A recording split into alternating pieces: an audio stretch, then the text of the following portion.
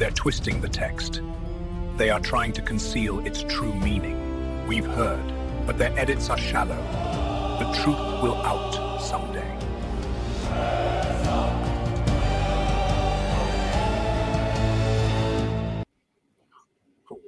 Good evening, everyone. And today we are here with the Powerhouse panel. I've got some of the brightest minds with me. I've got Mel, I've got JC, I have Odon, and of course, Usama. And everyone's going to, I know what you guys are thinking. It's a great team except for me. So with that said and out the way, we're going to be talking about the Quranic. We're going to be talking about the Quranic Endgame. And this seems to be to replace Jesus with Mohammed. And this seems to be what the Islamic Quran project was about. And I think as a panel, we've got a couple of interesting upcoming projects that we've just discussed. So yeah, but tell you what, JC, we'll start with you since you're the host today. What are we going to learn tonight? Well, thank you for the invite, and it is wonderful to have this conversation with all of you guys. So we are going to continue with everything that the topics that we've discussed before, which is exactly what you've said, Lloyd, is the Quran was not meant to be about Islam, Mohammed, and all of those things, but very much about Jesus. We can say very Christian, maybe Christian-ish, but certainly not Islamic. So we're going to start actually with something that Usama brought up last time. So that's going to be very exciting. See, Usama, you do have a contribution to make it. I'd never believed what they were saying about you. Brother, here's the truth. I repeat again before all these wonderful audience, I am honored to be here in this panel just to learn. And if I can contribute with a little bit, hey, a little salt make food taste good, you know? You do contribute, Usama. Thank you. Thank you so much. Oh, Mel, welcome. Maybe over to you. Welcome. Well, the audio is breaking up my end. I hope you can hear me okay. I'm looking forward to hearing what everyone has got to say, and hopefully I can throw something into the mix. Great. So really honored to have you here, though. Thank you. Odon, welcome. No, thank you, Lloyd. Hello, everyone. Also very happy to be with such I don't know, such a band of brothers. Well, amen. Nice. That's good. Nice. Yeah. Odon and I were talking today. We might be discussing some material and going through the early history of the Bible. And we might convene another panel, which I think would be very, very interesting. And this is partly inspired by JC's work. And it obviously was helped because we have Usama who speaks the Arabic, which is fantastic. So JC, over to you. Let's get started. And hello to the audience. Thank you all for being here tonight. Please like, do share, and of course subscribe. Right, so we're going to start with exactly the same section as always, but very quickly, because now people who are used to, who are regular to the channel, they would have seen this like 5 or 6 times, which is the Quran has 2 different sections. The text itself, it actually talks all about Jesus. It says that Jesus died. It says that he resurrected. It says that Jesus is God, or at least it seems to say that. It affirms the Trinity. And the text has no idea about a guy called Mohammed walking around in the Hijaz. That's actually not in the text. And the fact that Makkah appears once and Mohammed 4 times, that should be a really real red flag that there is more to that story. Also, 2 of the instances of Muhammad, they're in the past tense. So that should be enough for people to realize that there is a little bit more to that. So the bottom layer, what the text says, is all about that. Is what you would say very Christian. However, when we read the Quran, what we read is the top layer, is a tafsir layer, stories that have been superimposed on the text, and those stories are all about Muhammad. Jesus is all of a sudden not God, despite of being called the Word of God and so on. It denies the Trinity, and also it speaks about itself as a revelation. Those things are not in the text. They are in the interpretation of the text, which is superimposed on what it actually said. So hopefully today we can see more verses that show that this is exactly what happened. The bottom layer was very Christian, top layer, nothing to do with what the book actually says. Yeah, if you don't mind, brother, I'll just share a quick thought here. It is not Mecca, which is mentioned once in the Quran, but Becca. I love it how Muslims try to correct me when I pronounce the Quran in wrong pronunciation according to their wishes or according to their way of seeing the Quran, even though we know that the original Quran did not have any vowels, the O and A and E and none of that. So obviously I can say whatever I want to say, and the proof is very simple. You look at the interpretation of scholars of Islam, you see that they always say there's disagreement about the reading of that word or how somebody else recited different than other, which will bring us different meanings. So is it Becca, the valley of Buka, the valley of weeping, which is a biblical place, or is it Mecca? It's not Mecca. I'm sorry, I never saw Mecca once in the Quran, but Becca. Go ahead. Yep. So let's see. And actually, so last time, this is something that Usama actually brought up, and I thought it was the right place where to begin. This is just an extract of Surah 9, verse 31. This is from the translation from Murad, which reads something like, they took their rabbis and their monks as lords apart from Allah and the Messiah. Sometimes Murad in 5 places, actually, instead of translating this as and, he will write plus, just to let people know that it's not starting a new sentence. You don't start with the Messiah, the Son of Mary, and they were not commanded. He's making sure that you understand that these two are associated.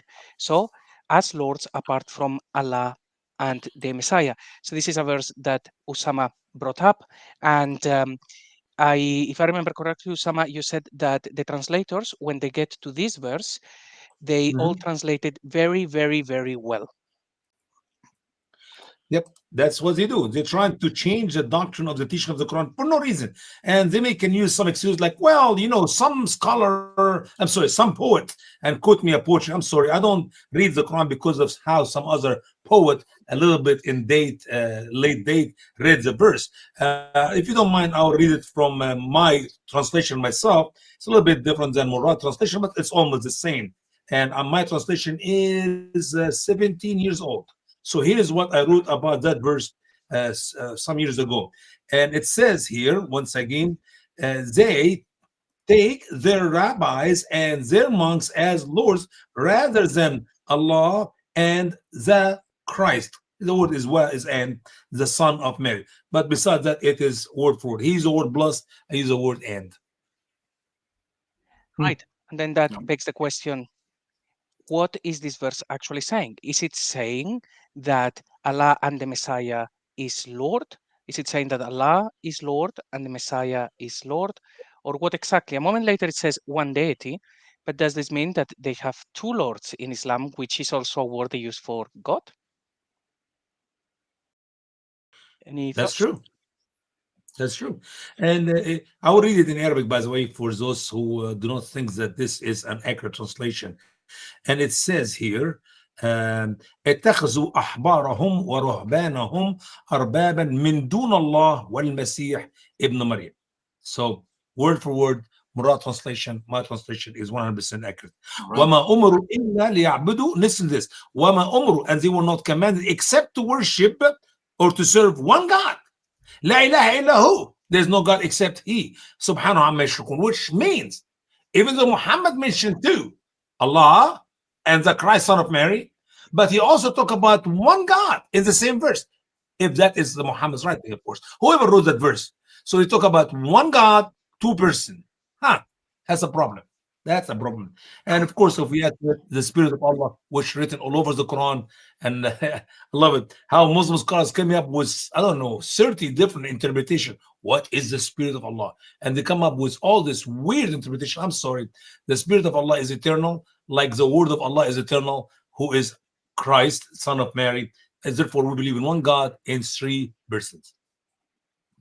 Are you sure, absolutely sure of the meaning in Arabic, Usama? Because I don't want to be nitpicking, but for me there is room for another explanation. This is not the definition of Orthodox Christianity.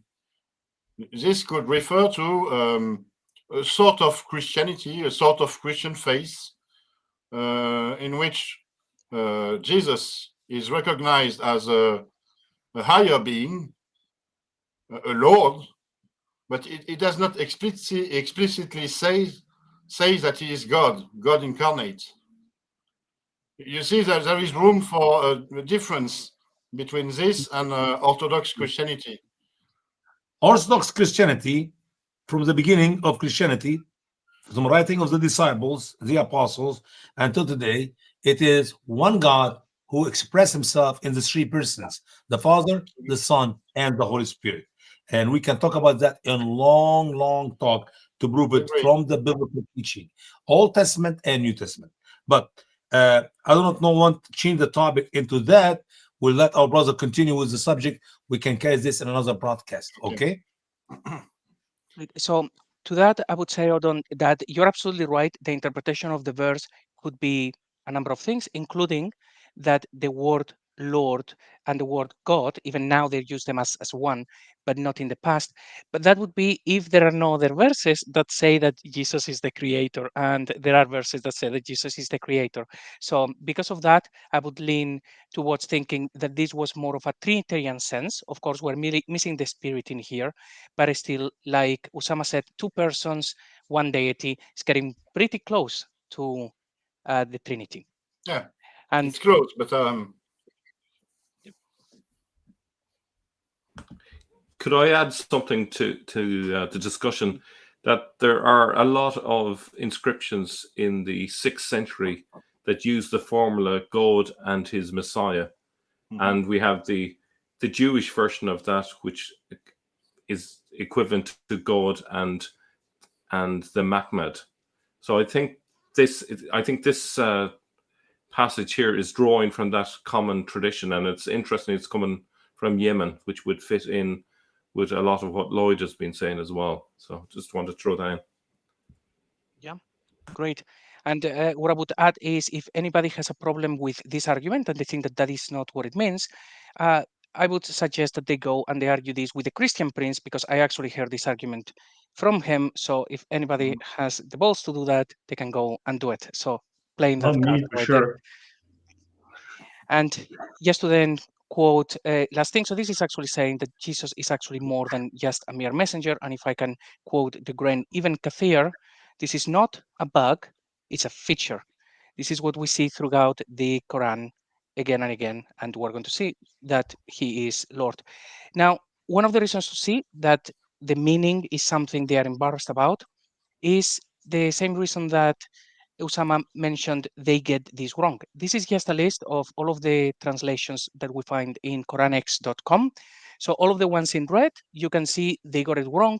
The ones in green, they are passable or okay. So very often it will be like this one. Ahmad Ali, they consider the rabbis and monks and the Christ to be gods apart from God. It's like, that's not what it says. Or they will add also. Well, just They pause a will just moment. That Ahmad Ali, to be gods apart from God, this could also be a rebuke. He could be interpreting that as a rebuke of tritheism, where it's three separate gods. He's saying, no, it's one God.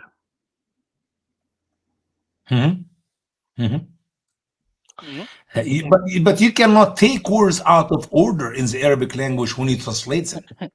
We become a cult like a Jehovah's Witness. Put a period in the wrong place, which it makes sense in English for your doctrine, but it does not make sense in the Greek. You're changing the structure of the sentence in the Greek language to put period in the wrong place. You have to put the period in the right place. So it is in Arabic.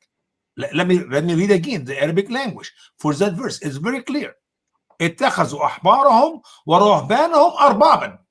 They took their monk and their rabbis as lords, من دون الله والمسيح, rather than or without, rather than Allah and the Christ, Son of Mary. You cannot take the Christ, the Son of Mary, at the end of the sentence and you add it to the first two people, the first two groups, so you can make your doctrine fit. That is not translation. This is what I call fabrication. So it seems to say that Jesus and God are joined as one Tied God. together, and the monk and the monks and the rabbis are two separate teams. They took these two people rather than these two identity or these two characters. That is the actual wording in the Arabic language. If you want to move one from here and put it here, I'm sorry, that's wrong. I can say, okay, they consider the rabbi as Lord instead of the monks, Christ, the Son of Mary, and God. You see now I did? I took one from here and added here. That's wrong. That's not translation. That's bad. You have to put it as it says in the Arabic language. And the Arabic is very clear. Comment Monks and rabbi instead of Christ and Allah. to hint at something we were saying earlier. Remember we spoke about the Karaites who were translating. They took all of the Jewish materials, all the Jewish literature, and they were translating it into Arabic. So maybe someone did a bad job, or maybe someone misunderstood the nuance from the Jewish concepts.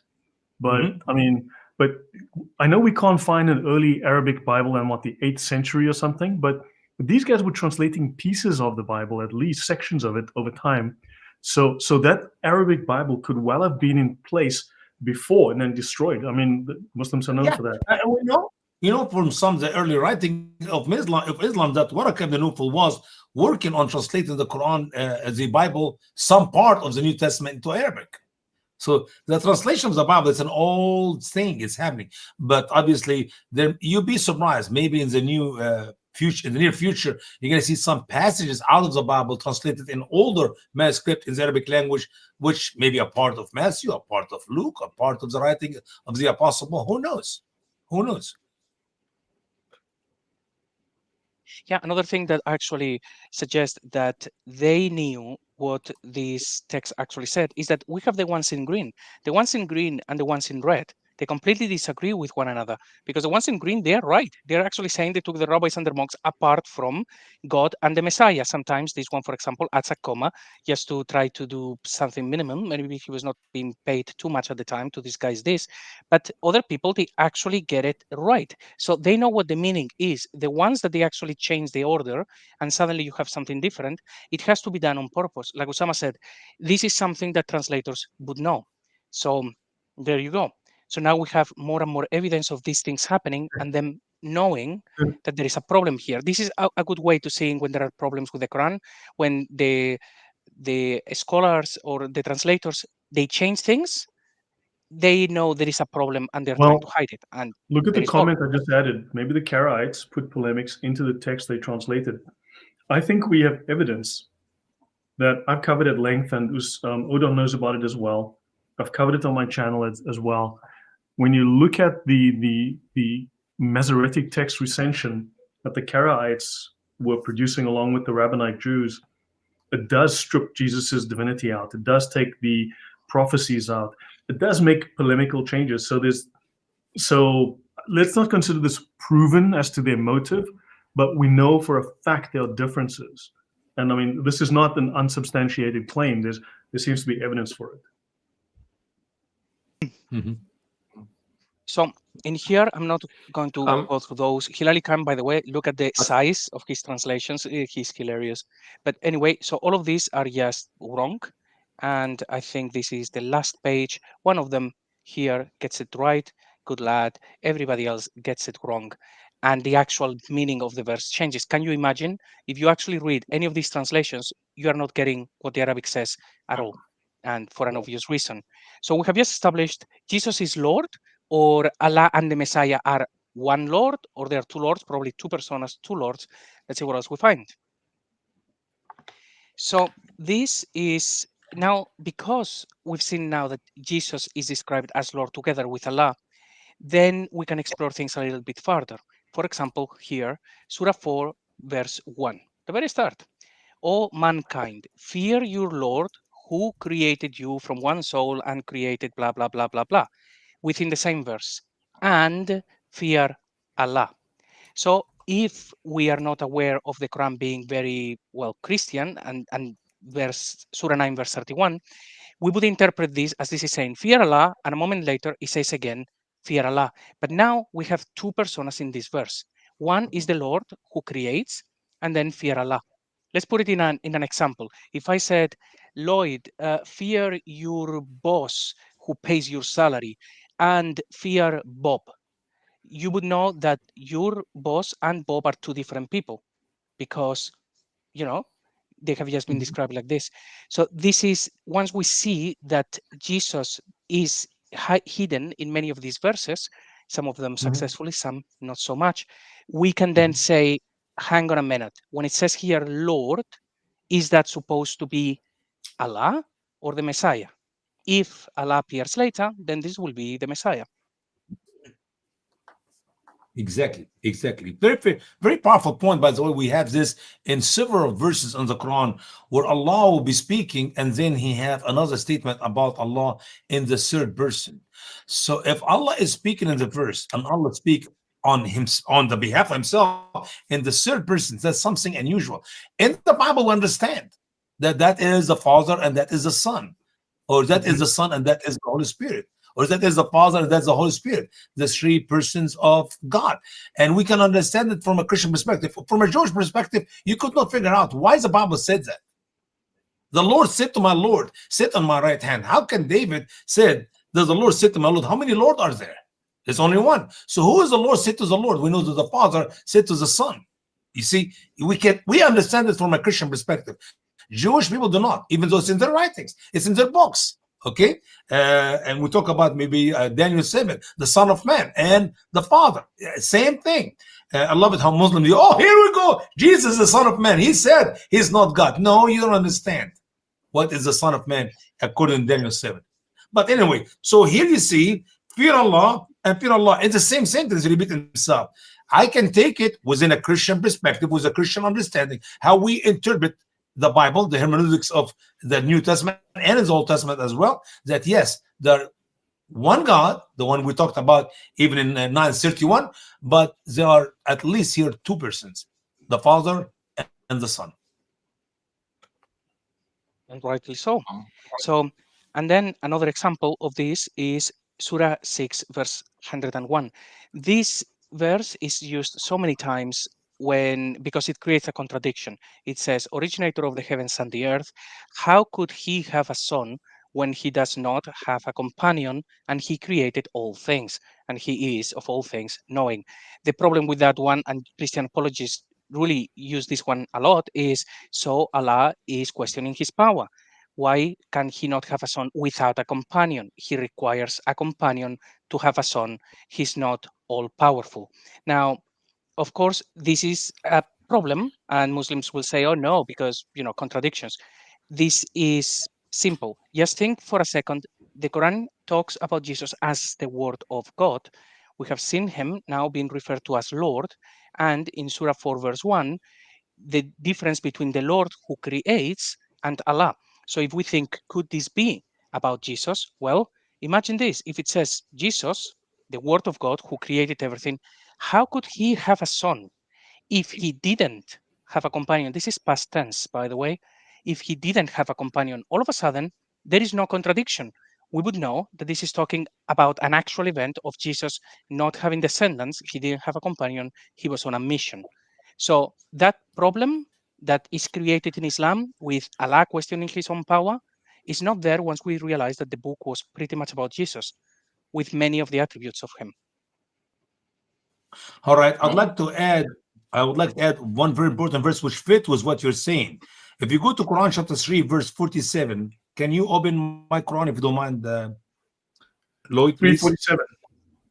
347. What did Allah say there? I'll just share my screen. Give me 1 sec. 347. Same thing. I mean, we can go. Touch me. Yeah. Here it is. 347. She said, my Lord, how can I have a son when no man has touched me? He said, likewise, Allah creates what he wills. When he makes a command, so he surely only says to it, be, and so it will be.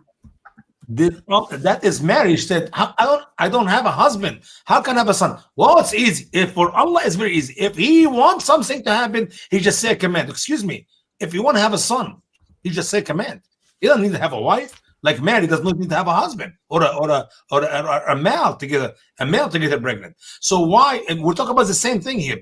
If Allah desires something, in simple words, and there's other verses as well. I'm not going to waste the time of the program to cover all of them. If Allah desires something, He just say to it be, Well, if Allah chooses to have a son, he just said to himself, I want to have a son. Here is a son on the spot. Why not? That's my question. Why not? Be son, and then the son is. Simple. Sure. Done. Yeah. Right. So this makes sense if, or rather, there is no contradiction, no problem whatsoever if it is Jesus, and if it is Allah, well, a contradiction that is an apology. Can I jump in? Because I completely disagree with you on on 601. How could he have a son when he does not have a companion? The word for son here is walad. Walad is not any son. Walad is a biological son, which implies the physical act of making a baby. Sure. And this is what is addressed here. It is I think it is an argument against Christians mocking their faith in Jesus being the Son of God, as if he would be a biological son of God. And please consider that every argument against the Christian faith about Jesus being the Son of Christ, the Son of God in the Quran, the word walad is used. It's always the word walad, biological son. There is another word in Arabic for son. It's ibn. It's used in verse 930. And the Nazarene says Jesus is Ibn Allah, Son of God. You see, it's not the same here. So I don't think this verse 601 refers to Jesus as not having a son, but it refers to God as he cannot have a son because God cannot make the physical act with Mary. And you see, there is a bit of slander also in the argument. It implies that the Christian would believe that Mary slept with God, which is the core of the argument here. Right, that actually very well may be the case. I think I saw an argument I think it was in Gabriel Reynolds' channel, if I remember correctly, with one guy actually saying exactly that the problem with walad is that every time in the Quran is saying that, so it is about biological son. So I haven't explored that word, but I think you might be on the money on that one. So and besides, when you said that this is a way to respond to every Muslim critique of the Christian faith, the easiest way to reply to them is that no Christian believes that God slept with Mary. We use the analogy father and son as an analogy. Jesus is the son of God, but it is an analogy. He's not the biological son of God. Of course, he is not. We use this analogy to help us understand the spiritual dimension of the relation between God and God the Father and Jesus the Son. And it's also an argument against the Muslim faith, because it tells that the Quran does not understand the Christian faith. The Quran presents a fake Christian faith, because the Christian faith is not about believing that God slept with Mary. Of course not. But the Quran portrays it this way nonetheless. Yeah, maybe the confusion was because they thought that people were created from a liquid emanating from between the backbone and the ribs. So I think we shouldn't really take their word as to how babies are made. So one of the interesting things that I find here is the tense, because all translators should get it right every time. Is the tense, you just translate it as it is. But when we check at the translators, basically everyone gets it wrong. Once again, we'll have all of these ones here. The ones in green are okay, but normally they will be in the present tense or something like that. He has no maid, he does not have a spouse, he has no consort, and then all of the red ones are wrong, all of the green ones are okay, or passable at the very least. When we see these things, they know there is a problem, they don't want to put dot in time in the past tense, so they just say he doesn't have a companion. It's like, come on, just at least be truthful to what the book actually says. Can I? So, happy with that. And now the one. Can I jump in? Yeah, of course. There we go. Yeah, I see a kind of an obtuse reflection of Genesis 1 and 2 in that line. So, for example, the first part of it, I think, is referencing Genesis 1. I have it here that just to quote it. In the beginning, God created the heavens and the earth. The only thing they've changed is basically the originator of the heavens and the earth. It's just slightly changed. And I think the second part of it is actually a reference to Genesis 2:18. The Lord God said, it's not good for the man to be alone. I will make a helper suitable for him. So in that line there, it implies that Adam cannot reproduce if he's left alone. Do you get me? So it's a paraphrase. It tries to summarize a longer argument, so it's a paraphrase and a poor paraphrase as well. Yeah. All right. Yeah. It could be kind of. That's interesting, Mel. It could be looking at Jesus. It could be looking at Jesus through the perspective of Genesis focus on Adam. So Adam is there as the lonely guy who doesn't have a companion. But all right, how can he reproduce if he doesn't have a companion? And it could be looking through that at Jesus. That's I think that kind of strong thing. Yeah, but could it be a polemic? Ower asks here, could it be a polemic against another group also? So an argument that's ongoing as well, because that's something we discussed as well, different groups arguing amongst each other inside the Quran. Yeah. Okay. Yeah. I have a quick numbers here to share with you. The word walad Allah is mentioned 0 in the Bible. The word Ibn Allah mentioned actually 49 times. It's all in the New Testament. So the word Ibn, son, is mentioned 1,605. When I mention it because you can go to the Bible and you see Ibn used for a physical son as well, not just walad. Yeah, it can be used as walad or ibn. Adam, like for example, in Genesis 4:17, and Cain knew his wife, and she got pregnant, and she birthed Hanuk, and he used to build the city, which he named after his son name. His word ibn here, not walad. Even though waladat means which she birthed him, that is a physical thing, which our brother was talking a minute ago. But he named the city Ka'ismi Ibnihi, his son Hanuk. So, and there, like as I said, 1,005 times. Now, in the Quran, the word walad is mentioned 11 times, and it talk about people, or it talk about what do you call this? Son of God, Jesus, or the Christ, son of Mary. Now, Ibn, obviously, I need to look at this one. If you don't mind, guys, give me a second here.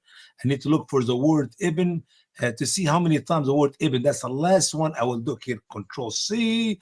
I'll go here quickly, and we're going to, I cannot do that. I have to write it by hand. So here is Ibn, Alif, Ba, Noon.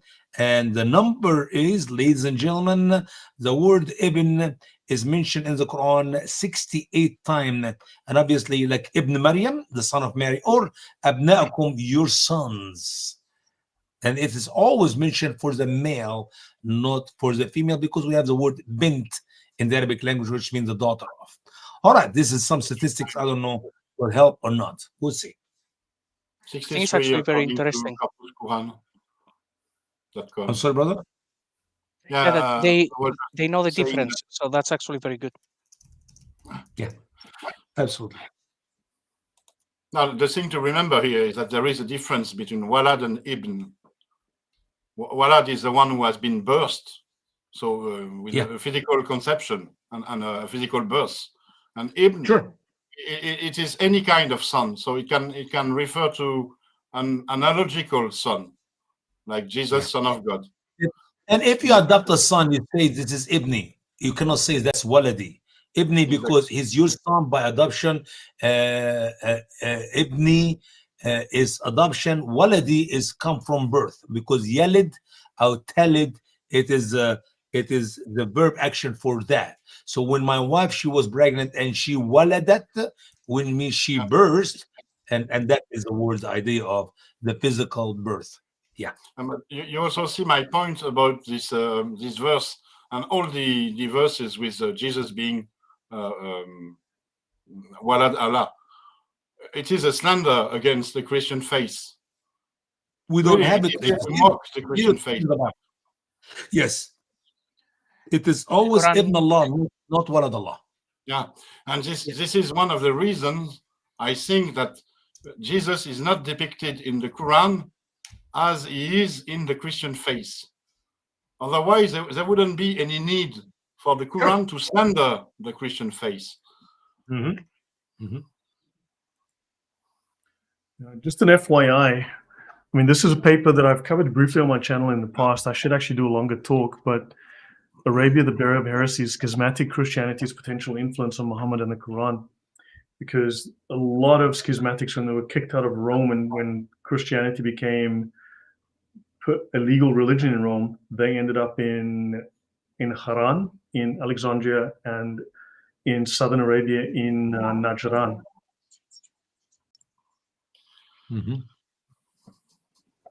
Yeah, just as a point of interest, it might be. So there was exposure to this kind of schismatic Christianity as well.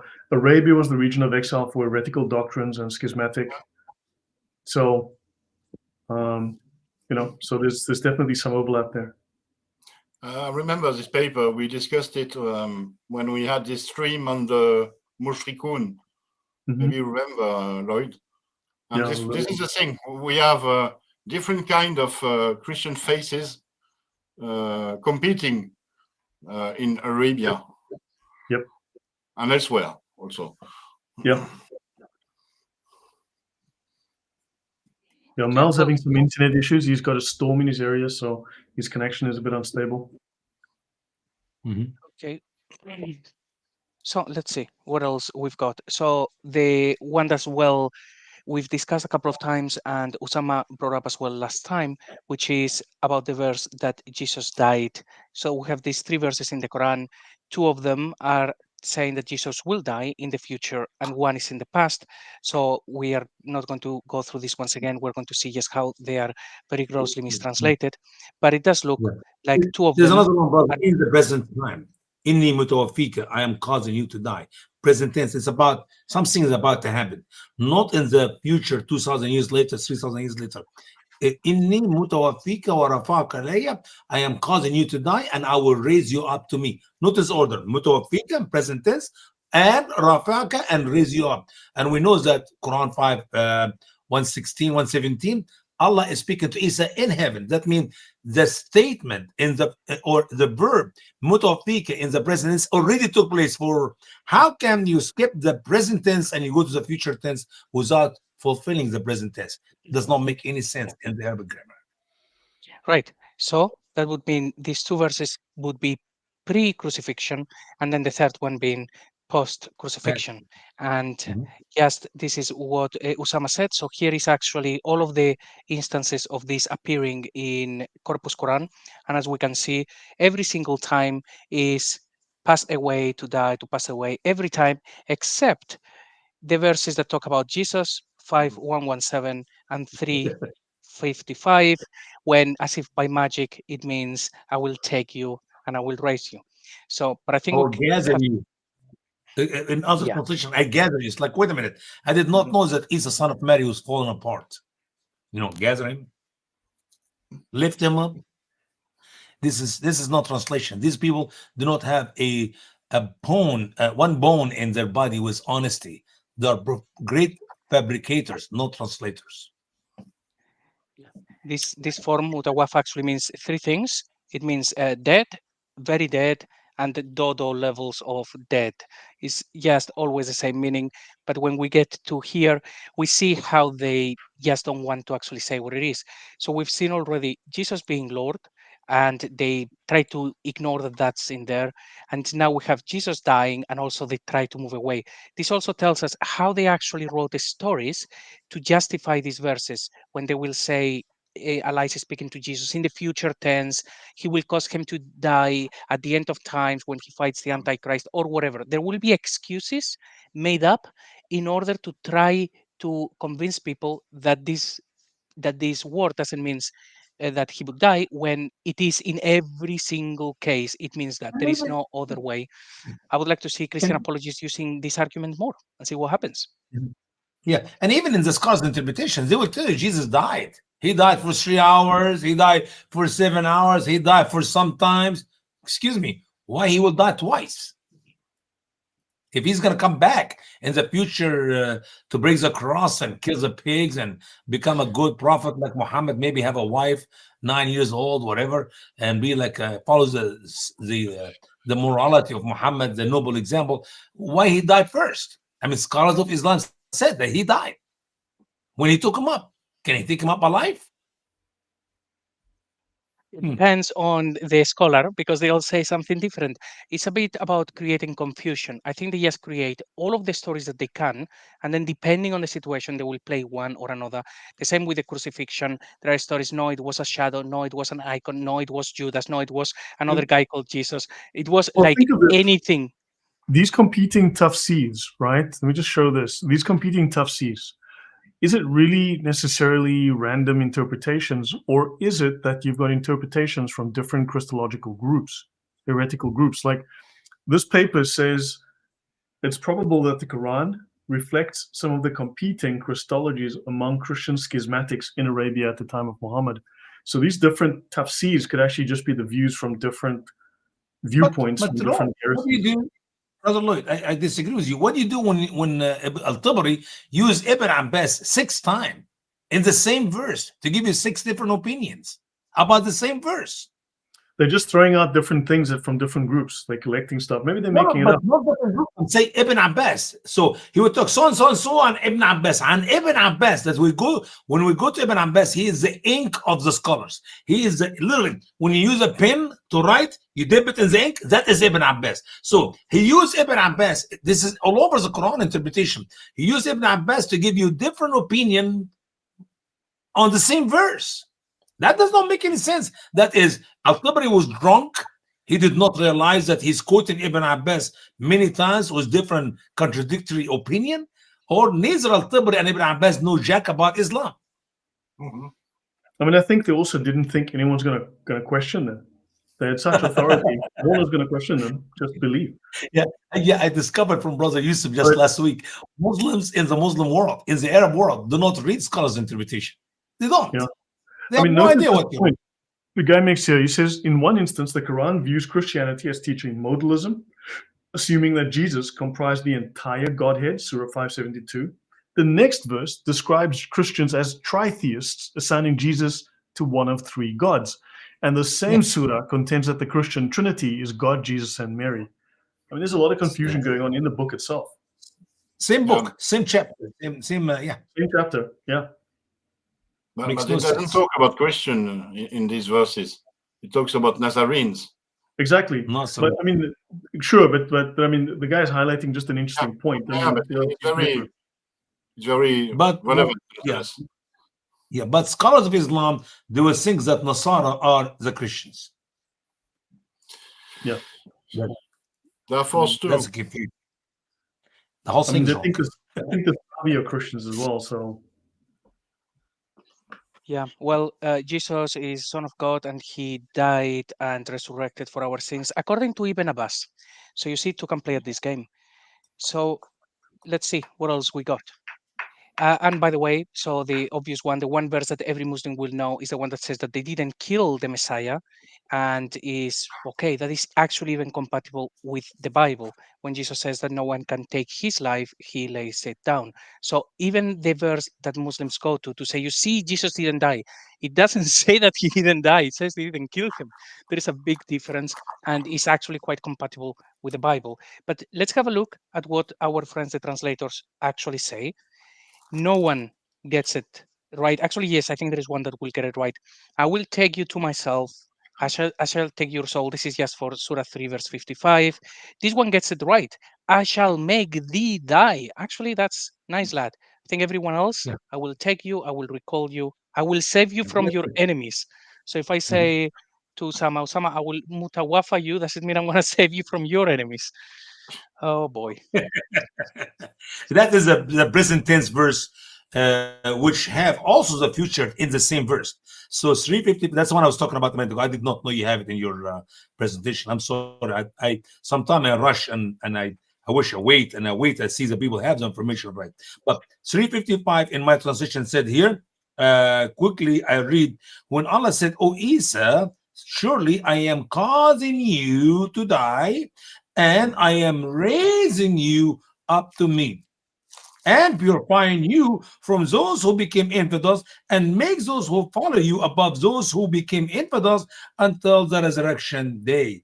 It's amazing. This verse it's a huge problem for Muslims, because if Jesus is raised up, and the order of 355 that he must die first and then he will raise up, so why you reject his death? But then, even the rest of the verse, the Christians or those who follow him will be above those who disbelieve in him, the infidels of him, until the day of resurrection, which did not come yet. So, where are the true Christians who follow Isa, son of Mary? If all of us Christians of all our denomination believe that he died and he rose again, that's a problem. That's a problem. I'm going to show a map in a second, and that's going to be fun because we're going to address that one and just see exactly how silly that the argument of this verse is, the interpretation from the tafsirs, of course. So this guy gets it wrong, and then this guy's wrong, and Talalitani actually says, I am terminating your life. So that one gets it right.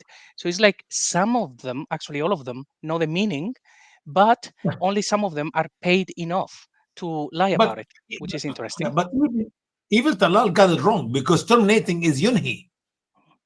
The word is not yunhi. The word yatawaffa. Inni mutawaffika. Laysa munhika. If there's a word in Arabic. So obviously, you cannot use the word terminate. That's not accurate translation. Because a Muslim can say he terminated his position on earth by taking him up to heaven. So his job here is finished. No, he died here before he take him up to heaven. They're It's too because huge. Jesus said, "I'll be back." Exactly. I just wonder if anybody at one point they actually thought they were going to make Jesus die and resurrect, so basically on the third day, and the Christians were going to be the successful up to that point for 3 days. I wonder if one of these early guys were considering to try to shoehorn this in the text, but maybe not. I don't know. So, and the same with Surah 5, verse 117. We have this one gets it right, or at least directionally correct, and then wrong, wrong, wrong. You raised me. And again, you took me up, you did recall me, you raised me up. This one gets it almost right, although he makes it sound fancy. And I mean, again how and can you again get and it again. wrong between Mostly you wrong. took me, you raised me, or I made you die? It's not an easy mistake to make. This is mistakes on purpose, Lloyd. This, I'm sorry, if the guy does not know the difference between akhastani wa tawaffaytani, these two words, if you don't know the difference between akhastani and tawaffaytani, I'm sorry, you are disqualified to translate anything. No, it's not a You know, mistake. It's not on purpose. I can take your sons to my house, or I can kill your son. Are these the same? Nope. Hello? You cannot take me to court because I got your son to my house, fed him dinner, and played with my children, and went to bed, and in the morning I bring him back. But if I kill your son, oh, that's a different story. I mean, it's done on purpose. It's not a mistake. It's the same with As-Sakina. The interpretation forced the tradition is to invent this meaning. Yeah. Otherwise, Islam could not stand. No. Islam Brother, relies if we have on done such listen, misinterpretations. if we have done what Muslims do to these verses in the Quran, in any other word else, they will jump on us. How dare you? You distort the word of Allah when they do it in the most important facts about the Quran. Yeah, what we learn from all of this is the people who gave us the book are different to the people who gave us Islam. The people who gave us Islam, they keep changing, or they try to hide the meaning of the book, which would actually show how their religion is not compatible with the book that they say comes from God. If the book, if they said no, but the book really comes from God. Okay, Jesus died and Jesus is Lord. No, we can't have that. So let me tell you how mutawafika now means something else. It's very, very silly. So that's why I say all of this conspiracy goes many layers deep. Every single scholar knows this. Every single Arabic speaker with an You IQ don't have not to be in double scholar. Yeah, digits knows this. you got it right. Yeah. And when you say scholar, I say you don't have to be scholar to figure out there's some errors there. You just speak Arabic and know English. Good enough. You figure out somebody. I love what Yusuf said. My friend Yusuf, he's from Saudi. He's been involved in our midst now for almost a year. He said one of the reasons it caused him to be uncomfortable or he did not like the lies they put in the Quran. Why you lie when you translate the Quran? Yeah. And you can actually play a little bit with how you make it sound, say if you're not doing a super literal translation, but the meaning, you have to carry the meaning. So these people are meant to be professional translators. They certainly know the meaning of those words. And we can see some of them, they actually get it right, and then they would have to explain things away. But yeah, this is a huge cover up, and basically everybody knows. This is like the elephant in the room. So Exactly. Jesus is Lord. Exactly. Jesus died. The Book of Islam is not really about Islam. So just a question, JC and Usama. Do you believe that Arabic speakers who read the Quran in Arabic understand these passages literally, or do they understand them as they are supposed to understand them in an Islamic fashion? Here's a fact. Muslims do not question the Quran. They don't question the authority of their imams or the scholars of Islam. I actually talk to some imams who tell me I'm not a scholar. I just follow what the scholar said. Excuse me. You don't need to be a scholar. You need to know what you're reading. Sadly, there are plenty of people who memorize the Quran in the Arab world and they do not understand jack about what they're memorizing. Worse than that, they're foreigners. Pakistani, Indonesian, Afghani, Malaysian, and people from all over Africa. They memorize the Quran in the Arabic language and they recite it better than I can ever do, and they have no idea. It's just because they're foreigners. They don't speak the Arabic language. They memorize it in the Arabic language. Imagine with me memorizing the entire New Testament in the Greek, and you don't know good morning in Greek. It's mind blowing. And I want to say quickly something before I forget. The great evidence of the lies on purpose. All Muslims who speak Arabic and speak English, they translate Allahu Akbar by saying God is great. Even though they know the word Akbar means bigger. And they continue to lie and spread that lie to the point that now all the people of the West who speak English and do not know Arabic, they will say when Muslims shout Allahu Akbar, they mean or they said God is great. No. The word great in the Arabic language is azim, not Akbar, because Akbar is bigger. It has something to do with size. You will never find in the Bible once God is Akbar. Akbar from who? Akbar from what? So you have Akbar, bigger, Asghar, smaller, Azim, great. The word Allah Azim is not in the Quran, but somehow they make it in the Quran by using the word Allahu Akbar. That is deception in the biggest level of it, because if the Muslims say Allahu Akbar, that means actually they are making the God is bigger. People will laugh at them, like the Shahada. When every Muslim, you ever see the Muslim says the Shahada and they say, repeat after me, for the British and the French and the German and the American, whatever, repeat after me, Ashhadu anna la ilaha illallah, Ashhadu anna la ilaha illallah, Ashhadu Muhammad Rasulullah. And then they say in English, I bear witness. No, they don't say I bear witness. I believe there's no God except Allah. Excuse me. You did not say an omen. You said an ashhad. I bear witness, not I believe. Why does he lie? Because if you say I bear witness, any foreigners with common sense, wait a minute, I've never seen Allah. I never heard of Muhammad. I never smelled them. I never touched them. So it's a false witness. But they lie to make Islam acceptable to the West. When in reality, as you know the Arabic language, it's nonsense. It's lies. Anyway, go ahead. Yeah, I Maybe think it's you. lies and auto-deception. Some of Yeah. them lie, and some of them are so deeply into Islam that they cannot reason. They for example, they know that Rasul means apostate, someone who has been sent, an apostle. Messenger. Mhm. No, it doesn't mean messenger. It means apostle. A messenger Apostle. is a nabi. A nabi is a messenger. Nabi is the word Arabic Nabi in the Arabic language, which is a prophet. Yeah, You a can play a prophet, game. a prophet in etymologically speaking is someone who has a message from God. Mhm. But a Rasul is someone who has been sent. Someone who has been sent is not a messenger per se, it is an apostle.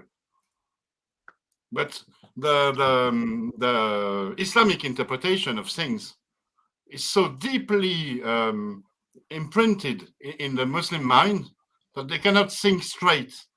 And they, even though the word means this, they think, no, it means that. Mhm. And they genuinely think it means that and not this. Yeah. You remember, it's the same. It's a discussion we had with Adam Seeker about Dalika. This other book, that book, except that, and they read it as it is, as it would mean this book, but something happened something has happened in the mind due to Islam, and the reason is gone, the understanding is gone. And all is left is an Islamic understanding that doesn't make sense. Yeah. By the way, the word Azim is mentioned in the Quran 107 times, and I guarantee you, they all translated right. I guarantee it. I don't want to change the subject. Let's hold on my stuff about that when we finish our study for today. Yeah, and just to address what the question from Odon, I think it's a question probably for psychologists. What I think my 2 pence is that they use the punishment reward system very well. So if you're a kid growing up in an Arabic country, the moment that you say, hey, why is it that in here it says that Jesus died? You're going to be caned by your imam, your teacher, your father, or anyone who is around. You're going to learn never to bring up that topic again. And then you just become a person who recites everything just like you've been told, not to question anything, because you associate questioning with punishment, and that's it. Yeah, that's the thing. It's no matter of psychology. Islam's hijacks reason. What is reason? That word does not exist in the Quranic vocabulary. Yeah, logic and reason. No, we don't know that. That is, if you're gonna think, you're gonna come up with bid'ah, which is invention, and every invention from hell. And man, you don't want to go back to hell, do you? Yeah. This is exactly the mechanism of Islam. It's you cannot be logical. You cannot think within Islam because you cannot have haram thoughts. And in order to be logical, you need to think to think both sides of a problem. And in Islam, you cannot do it. It's forbidden. It's haram. So you cannot think. You cannot properly think. Asked Ibn Abbas. Yeah, exactly. You're absolutely right, brother. They asked Ibn Abbas about the 7 earths. He said, if I told you, you become an infidel.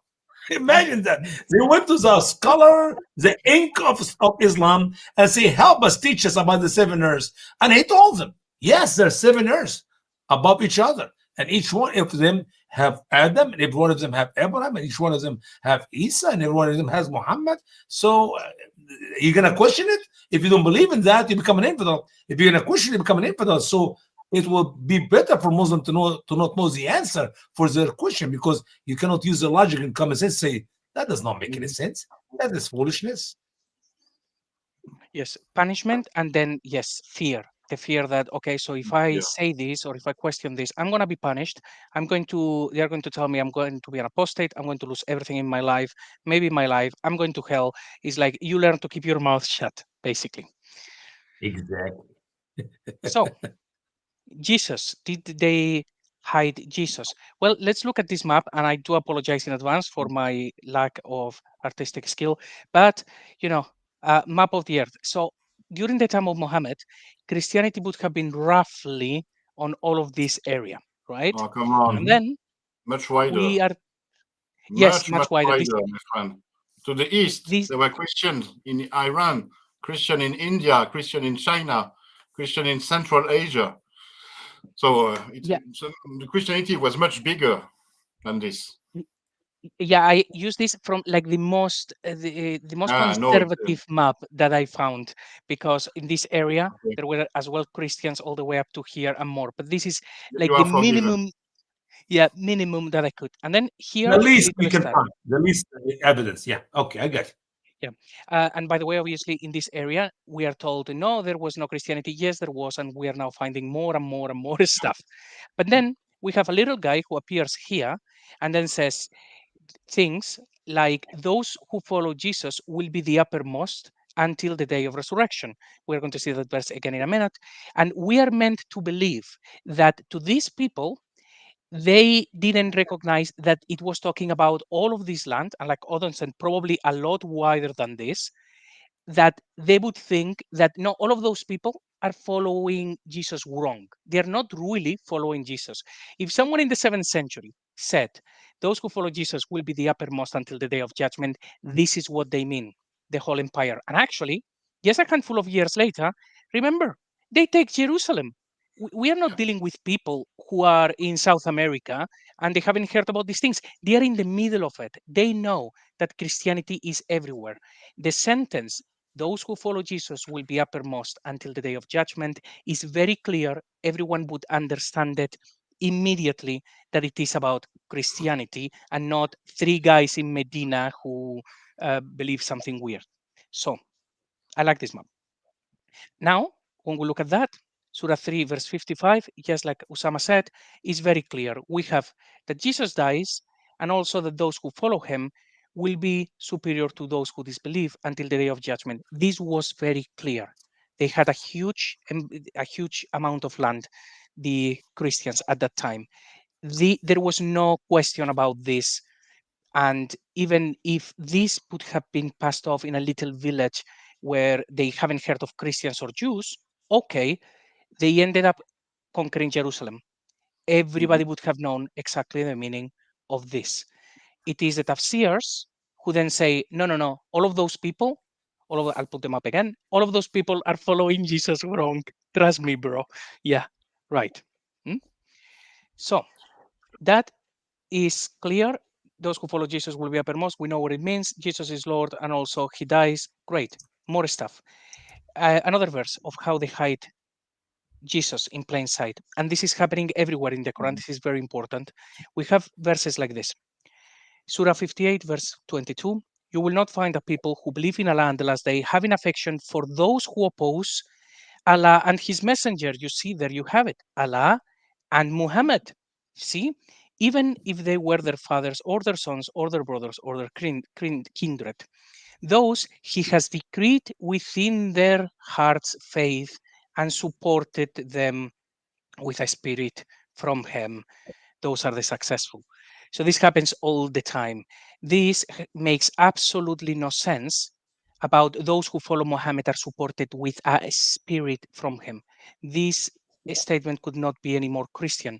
This sounds Allah and his messenger, Al-Masih, who is mentioned before as well as Lord, who is Jesus, and those who follow him, supported with the Spirit. We've all read the Bible. This would be the apostles and those who come after. And Daif International should not have translated this as a spirit from him, from God, because it reveals this is about Jesus, not Muhammad, and we have still the same thing again, the same theme. They are the successful. We've seen it before, those who follow Jesus. So we have verses like this that were very clearly about Jesus, and then they told a story about Muhammad, and they have superimposed that in the text. And I think this verse makes it very clear.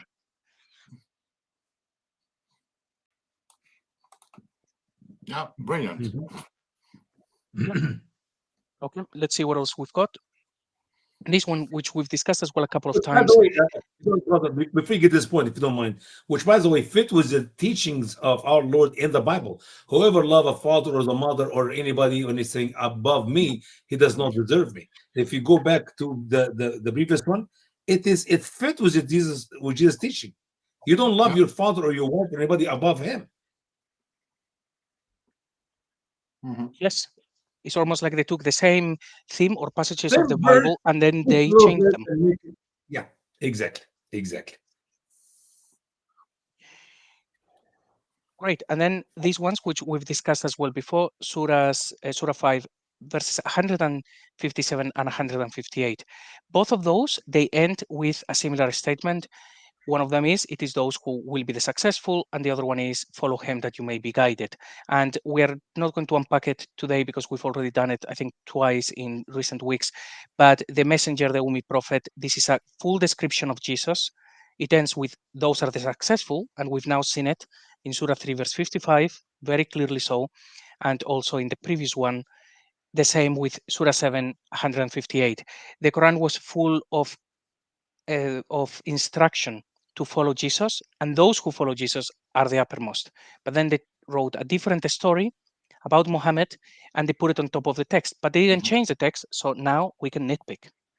When you said instruction, I'm just thinking, if you look at something like the Didache, it was literally called the instruction. So maybe there's some kind of parallel there. Maybe there's something there that one could look at the Quran was an instruction. Obviously maybe mixed with other things eventually, but there's also that word, which is an interesting parallel with the Didache. Some kind of teaching text. Yeah, I believe the Quran is the work of the devil anyway. Causes billions of Muslims to die without knowing Christ. I believe the Quran is a curse because even the Apostle Paul said, if we or another angel from heaven, notice we, the Apostle, an angel from heaven, come up with another gospel beside the gospel which we know in the Holy Bible, let him be a curse. And that is Muhammad with his angel. End of story. I mean, literally, will you, if you follow the teaching of the Quran and you interpret it accurately, will this lead you to become a strong Christian? No. Will this make you a less of a Muslim and more of a Christian? Of course not. It is the work of the devil. How many millions of Muslims are dying without knowing Christ as Lord and Savior because of the writing or the work of the devil? Plenty. Sad. It's a sad, another gospel, a cursed gospel. Go ahead, brother. Yes, I think it is possible that all of this was intended initially in good faith, basically just to give a little bit more of additional stories or a little bit more of the gospel, but it just went very, very wrong. And at this point, I think we're way past, we're 1400 years past saying, okay, well, it was done in good faith. A lot of harm has been done. So let's just figure out what it was. We're Let me past ask a having question. Yeah, let me ask a question, brother, if you don't mind.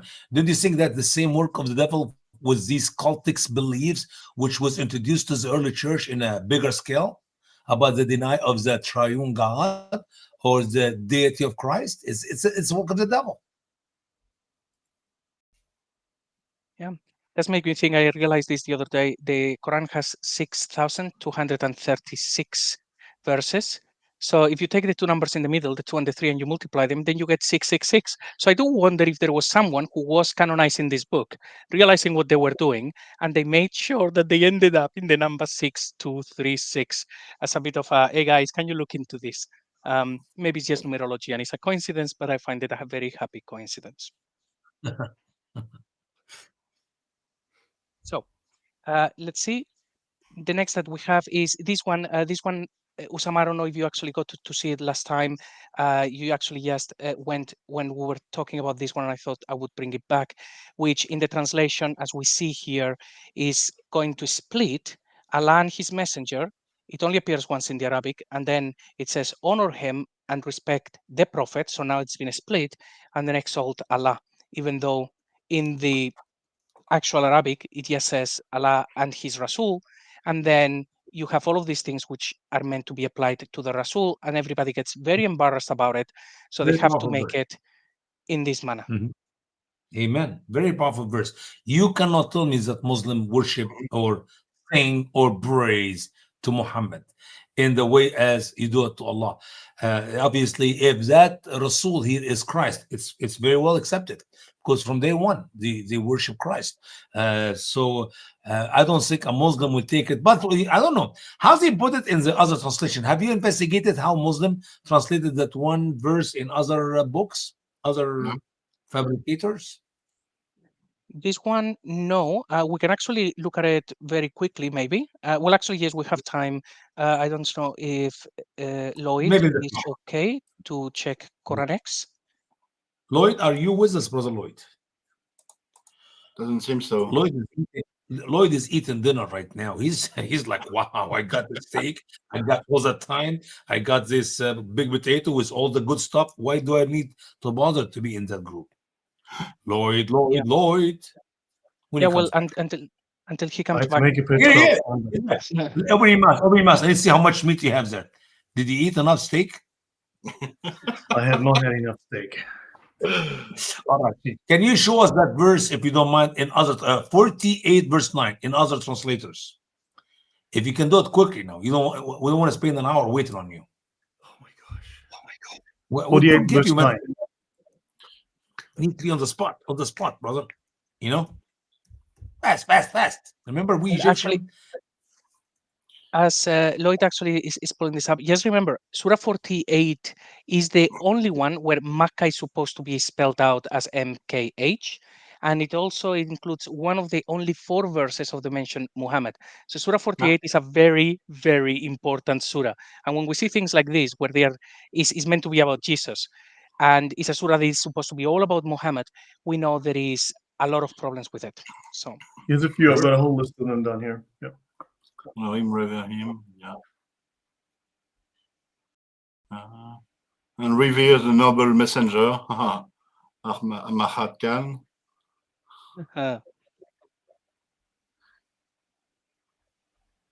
Yeah. Ahmad Khan is adding the noble messenger, noble. No, I'm looking for the word glorify. The word I'm talking about, the word yusabbihuhu. Glorify. Nobody. The glory in Islam is only given to Allah. You cannot give glory to Muhammad or any prophet. Not Moses, not Isa, not anybody. So if they're going to use the word glorify, they have a problem. You cannot glorify Muhammad because Allah is the one who is worthy to receive the glory. But if the messenger is Christ, there's no problem with the verse. I suppose that when they were trying to do the first, well, when they were canonizing the book, they would have sat down and look at all of this and say, no, hang on a minute. This doesn't make sense. Why are we glorifying the messenger? And then they have to come up with the tafsirs and the hadiths and everything to correct what the book says. Because at that point, they already have a theology and their theology is contradicting the book. So I think they tried Yeah, very but why hard would you need to to correct match them. something if you had full control of it? So obviously there was a tussle over the book. Different people at different times wrote different things, and someone had to harmonize it. Yes, They did there not is have stories full about the control. Shias. Sorry? Yes, sorry, go on. Yeah, I don't think they had full control on the Quran because the Quran had already been a bit spread. So they couldn't And control. so in order to control the Quran, you had to destroy every existing copy of it in order to change it. So they could change a bit, maybe add a verse or change a word, but they could not do what was done in the 7th century. In the 7th century, several times, every copy was gathered and burnt, and a new Quran was produced. But in the 8th century, in the 9th century, it became impossible to do so. Yeah, so then they couldn't do any cleanup, so they had to do cleanup outside of the Quran. Yeah, so they had to invent stories. Yeah. Even though Uthman ibn Affan did the best clean in the early days of Muhammad, the early days of the making up of the Quran, if that is a true story, that he burned actually the 7 original manuscript at the time. For example. Yeah. And the letters of Leo III and Umar II, he wrote, well, assuming that it is genuine, that there were many different versions, and then he says, including one from Ali and so on. And that is as well mentioned in, I think it's in the Apology of Al-Kindi. So there are these accounts of people saying there were different versions. So, but it looks like by the time that we passed Al-Hajjaj, the boat had sailed and they just couldn't do it anymore. By the way, the word ta'azzaruhu also can be translated help, and I do not know how can you help Allah if you want to take it help. It's just when you put Allah and His Messenger together, it's all over the Quran. All over the Quran. Obey Allah and His Messenger. You're no longer oneness. You believe in two. You partner. You committing shirk. If you want to say messenger, here is Muhammad. You're committing shirk. You know what? You just made me think of something. This comment from John of Damascus, right?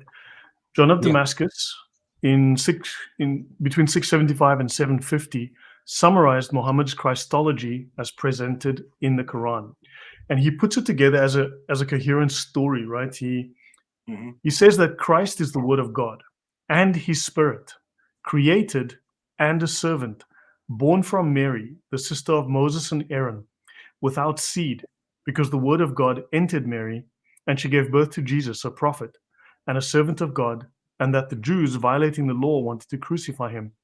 And they seized him, but they crucified his shadow. And Christ himself was not crucified, they say, nor did he die. God took him up to heaven unto himself, because he loved him. And he says that when he ascended into heaven, God asked him, Jesus, did you say that I am Son of God and God? And Jesus answered, be merciful to me, O Lord. You know that I did not say so, neither shall I boast that I am your servant. But men who have gone astray wrote that I said this thing, and they spoke lies against me, and they are in error.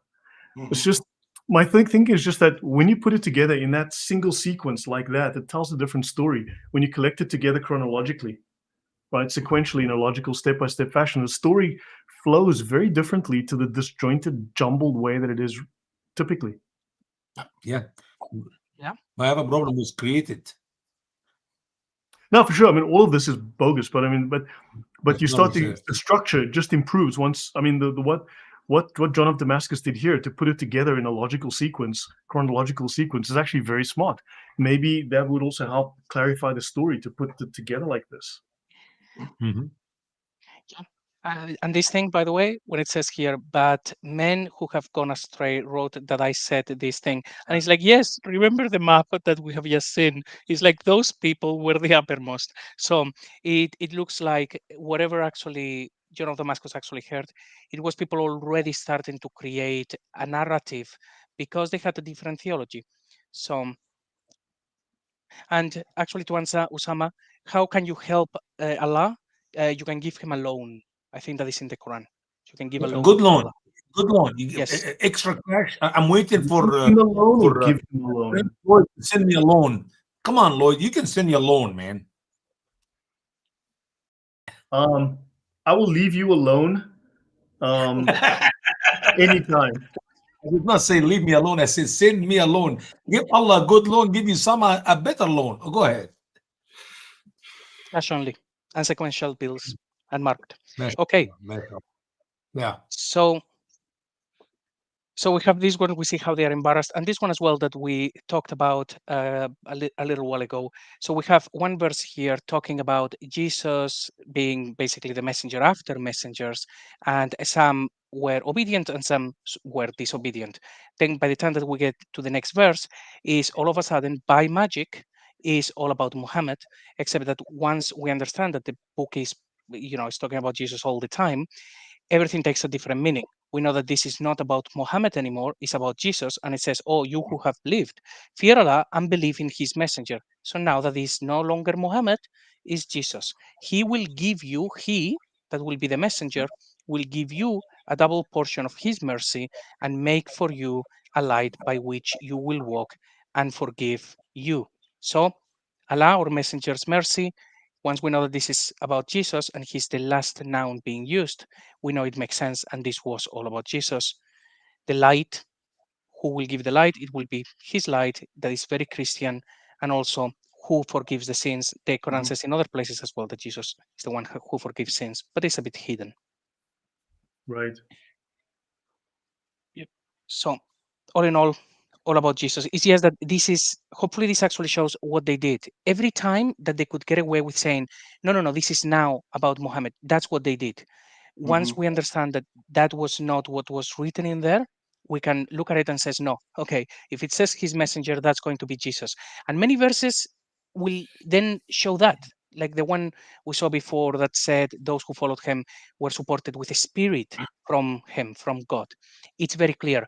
There are other verses that are very vague. It will say, follow Allah and his messenger. And it's like, fine, that can be Jesus, Mohammed, Abraham, anyone. You just don't know. It's the specific verses that makes it very clear it is not about Mohammed.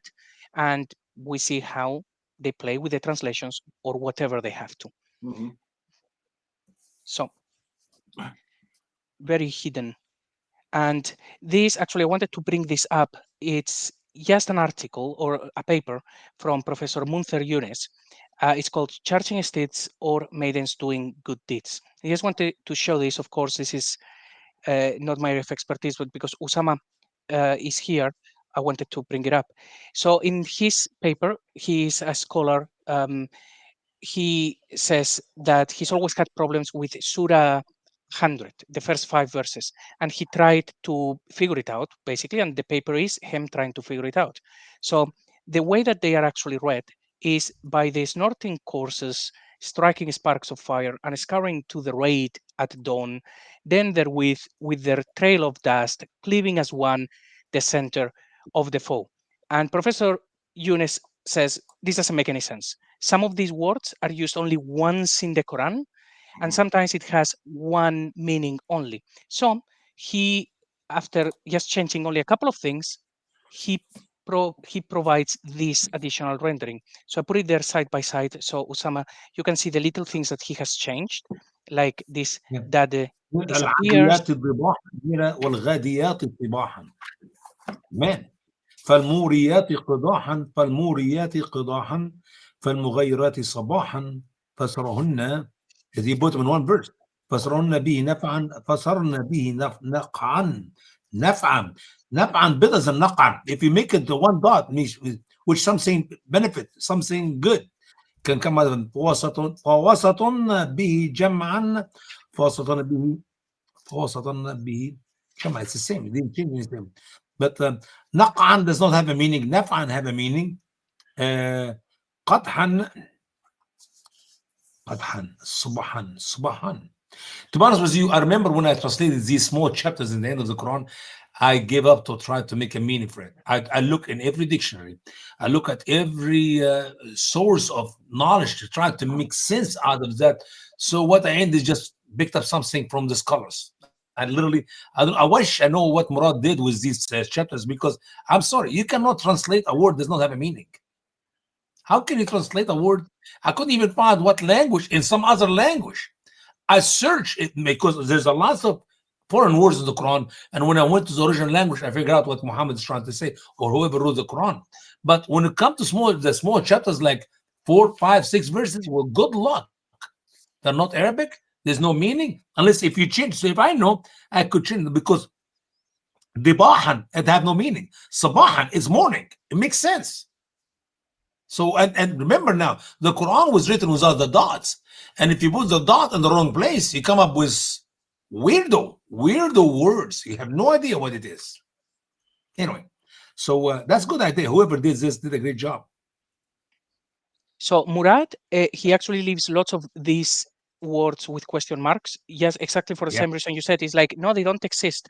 And this professor, he was really trying to figure it out, thinking maybe it's not because they are borrowings from Syriac or Hebrew. Maybe it's Arabic. It's just that they put the diacritics in the wrong place. And then he came up with this rendering, saying that the third verse is probably an interpolation. And they were just trying to make it all about horses because they had decided that the first the first verse was about horses, so everything was about horses. But once I actually read that from his final rendering, just look at how it sounds, just a bit. So, and those are feminine, so those women going out in the early morning and kindling a flame by which they, female, chose to render a good deed and extend it to the multitudes. So I don't know if he got this right. Maybe some words are from a different language, but I was reading that and it made me feel maybe the original story was about Mary Magdalene going to the tomb on the third day. And of course, you cannot have that in the Quran, so you have to make up words. She was supposed to go there with perfumes and flowers, but you see what I'm talking about, that maybe the story that was there was very Christian, and it ends up being all about horses and hooves and things like that. And I don't care how you want to translate it. It's still silly 5 verses without point.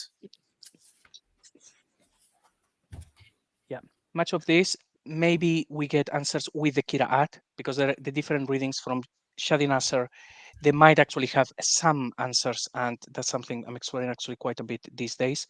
So anyway, I thought this was a good example to show how this professor, just by changing a couple of dots here and there, you can actually see them, hopefully. So this one he removes, and then he adds it one here, and so on. Very small changes, and it starts to be directionally in the direction of something that might make sense from a Christological point of view, which makes me think, if scholars, they stop reading Mohammed and Makkah into every verse, and they thought, hang on a minute, could this be Christian? I think they would figure all of this out in no time at all. Maybe. But don't forget, it's a clear Quran. Very clear, like mud. Clear Arabic, exactly. It shows us the distance. Easy to understand, man. Easy to understand. If I could not understand a jack about these 5 verses, I do not know who can understand them, but that's okay. We've been joined by a superstar, the rock star Adam Seeker himself has joined us. Hello, Adam. Hello, everyone. This is your favorite Hello. Murt. Where are you? This is so beautiful, brother. What you guys are doing? I was just watching it, and I was like, man, what a panel here! What a panel here! Yeah, I'm Mal just a was here, small. but he had to leave as well, unfortunately. Bad weather on his signal. Okay, so No, should no, I we'll leave be- now? No, Okay, no, guys, no, no, take no, care. no. This panel doesn't like me at all, so No. We're going to extend the program for 2 more hours. Go ahead, brother. Alhamdulillah, I love it. I love it.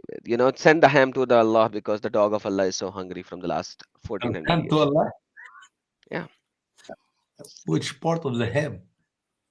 Any part of the ham. Allah loves ham, Mashallah. remember? Yep, I know. Yeah, man, I like his pipe. That's a real British pipe. No, I like it too. No, it's a French one. As a French? Oh, I saw it as a British. So I remember, Usama, your first translation where your editor removed the word from Surah Ikhlas, Allah is one off, and he thought Oh, that you man. actually did a I was typo. so mad. I was so mad. Because they're good English editors. They're trying to help Allah. I said, no, don't do that. It's Allah is one of, and they make it Allah is one. Yeah. But, Here's a question for you guys, because you speak the Arabic, and you just raised something about charging steeds, right? About horses. This is a hadith. This is Sunan Abu Dawood, okay? Hadith 3881. And it says, I heard the Messenger of Allah saying, do not kill your children secretly for the milk with which a child is suckled while his mother is pregnant overtakes the horseman and throws him from his horse. Maybe you've got another horse mistranslation going on here. Can you go up a little bit more? Up a little bit more, brother? That's it. Okay. لا تقتلوا أولادكم سرا. I have to make it short because the stuff in the bottom comes. لا تقتلوا أولادكم سرا فإن الغيل يدرك الفارس فيد عصره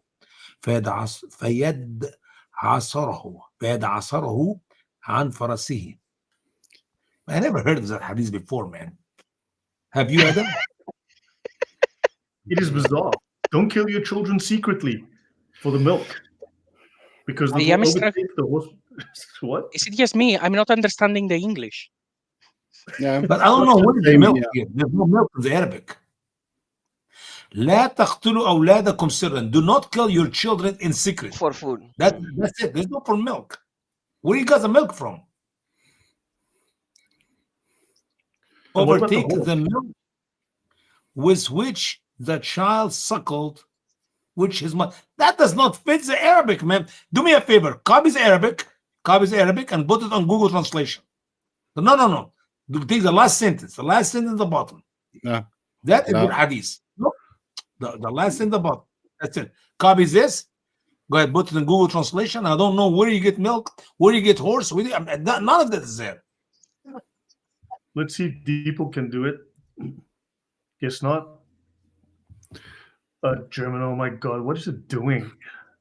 Tötet eure Kinder nicht heimlich. Heimlich, denn der Feind wird den Reiter einholen und ihn von seinem Pferd stürzen. I don't know Do why you it's see any doing milk? Do you see any mother? Do you see any cow? Do you see English. anything? What the heck? Okay, I'm going to Google Translate. Sorry about that. Come on, brother. I mean, we have to do it right. Oh, the treacherous one will catch up with the rider. The treacherous one. I mean, the hadith does not make sense in Arabic, but when you add milk and mothers and stuff, makes sense. That's Yeah, not but in the Arabic. It's just that there was the horse translation that JC just showed. Could this be something to do with horses or something else that was mistranslated? No, the word al-ghayl, not al-khayl. Al-khayl means a horse. Al-ghayl, not horse. They're different words. Alif lam khah yeh lam is horse. Alif lam ghain yeh lam. I do not know what al-ghayl even is. I mean, this is bizarre. So could there be mistranslations in the Arabic as well? I mean, this is very strange. Al-ghalil Okay, is the so anger.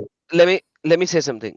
Google translators, when you have the kasra, shadda, gamma, kasra on the things, it will use the website of the translator. So go somewhere else for the Okay, translation. DeepL doesn't do it. Let's try Microsoft Translator, which is often better. I took the word al-ghayl by itself and it have no meaning in the Arabic.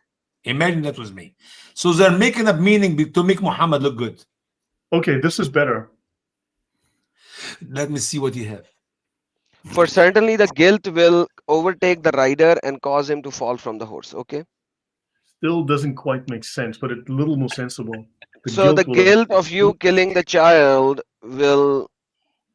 But al-ghayl, not the guilt. That's different word.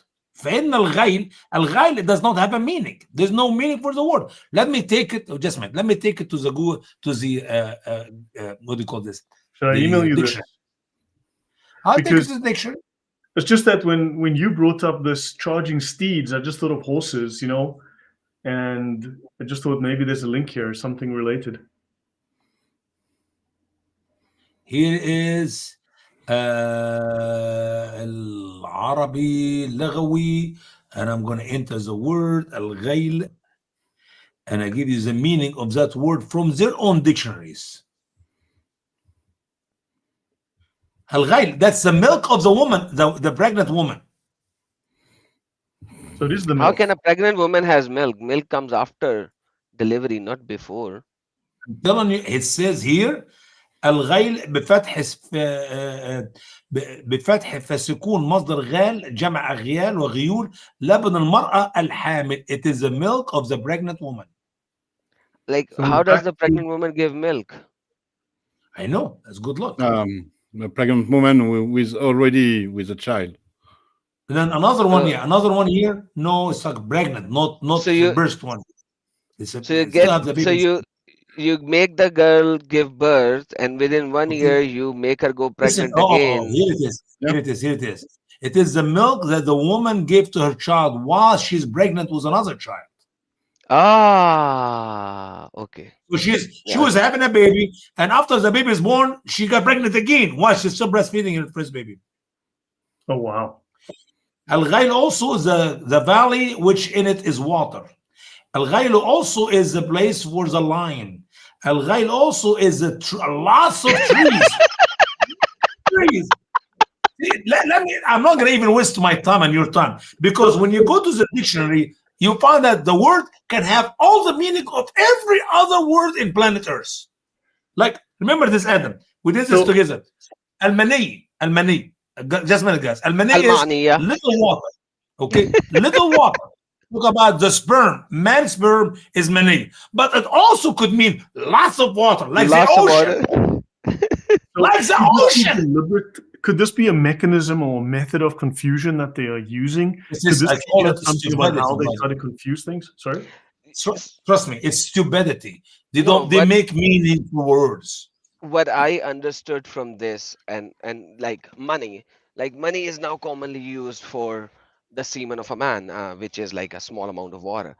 But uh, what I have understood from this is when the ahadith were being stated, so called, or when the Quran was being written, so called, or stated, so called, Arabic was not an evolved language and it had so many foreign words.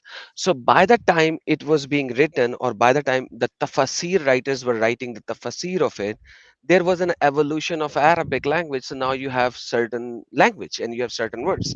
Yet these early words which were there, they don't know how to interpret it, because that language, which is a mixture of languages when the language was not even evolved, is still there.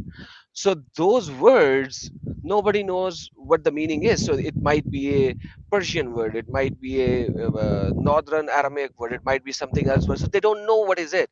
So now they have such contradictory meanings for these, like money in Urdu, because we Urdu is a mixture of language as well. Urdu is a mixture of Arabic, Hindi, Persian, and Punjabi. So it's also a mixture of language, and Persian as well. So we took certain words from Arabic as is. So when you take it money, it's always semen of a man, no matter what. No matter what. That's it. That's game over. We took a derived meaning, which is the most common meaning. But if you go into the Arabic Lasan, you have such stupid meanings. If mani is water of the man, how does woman have mani? Not in Urdu, but in Arabic, female does have money. Only in Islam. Women in planet Earth do not have a fluid come out of her which causes the baby. We will not find shed, not find shed, the mix between the two fluid. The whole thing is a comedy. But brother, you need to understand that from the perspective of a 7th century caravan robber. From his perspective, the water that provides what do you call it? Reduce to help the sexual activity. The gel thing, kind of a thing, whatever you may like call it, like the greasing of that area, so that you will be able to do the action. So according to him, something is coming out, right? So for him, that creates the baby. So you need to look at it from the perspective of a 7th century caravan robber who doesn't have any knowledge whatsoever. He did not have a microscope to see the eggs, not the flow, but the eggs. But that's okay. But he doesn't even know. He doesn't even know that Allah knows everything, Adam Seeker. Dude, you and I both know that this is not written by God, right? So, but like at the end of the day, you think about it from a 7th century caravan robber's perspective, that whoever water comes out first, the child will resemble that. So what is happening is he is thinking, okay, man needs to come out later, female needs to come out earlier, and so that male child will be brought up, right? Yeah. So that's like a very common fleshly fantasy that every time you actually do it with your better half, you will always delayed, and you be the rocker, you'll be the man. Yeah, man, I made her, Otherwise, you're gonna have a bunch of girls, and good luck to have a boy. Mashallah. Yeah, so that's the problem with this. Like this whole ideology is man-made. Yeah, but besides that, I mean, how do you take words and get them so wrong where they could be completely something different? I mean, this is not a clear book. I mean, this is clearly human error. All what you need to do is change a dot. You see what the scholar did in front of you? Al-adiyat, he made it al-ghadiyat. Dibahan, he made it sabahan. The dibahan doesn't have a meaning. Sabahan, I know it's in the morning, okay? But what does dibahan mean? I looked it up. I don't have a meaning for it. So then could this have, I mean, is this all just error? Or is it also deliberate for confusion? because I mean, what JC showed us here, it's just, I mean, someone's trying to cover up something, right? Besides just being I don't stupid, think so. incompetent. Yeah. I would disagree over here.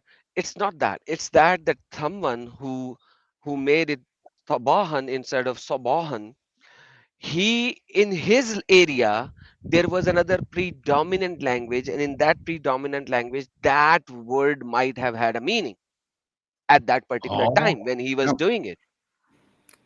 And he was like, okay, I need to put a dot. Where should I put a dot? Because when you have just the radam and now you have to put the dot, you can only it put has the to dot be. in the location where you think it will create a better word. And in your dictionary, if that word has a meaning, you will put the dot there where it will create a meaning for you, because you in your area knows that language. Yeah. You got a point, Adam. But why use Sabahan in verse 3, not in verse 1? Okay, you kicked me out of it. Go to verse 3 down. فالمغيرات صباحا. See, he used the word صباحا, not ضباحا. So then he knew that is also a word, so he created that word as well. But like for him, the first word had some meaning as well. That's what I'm saying.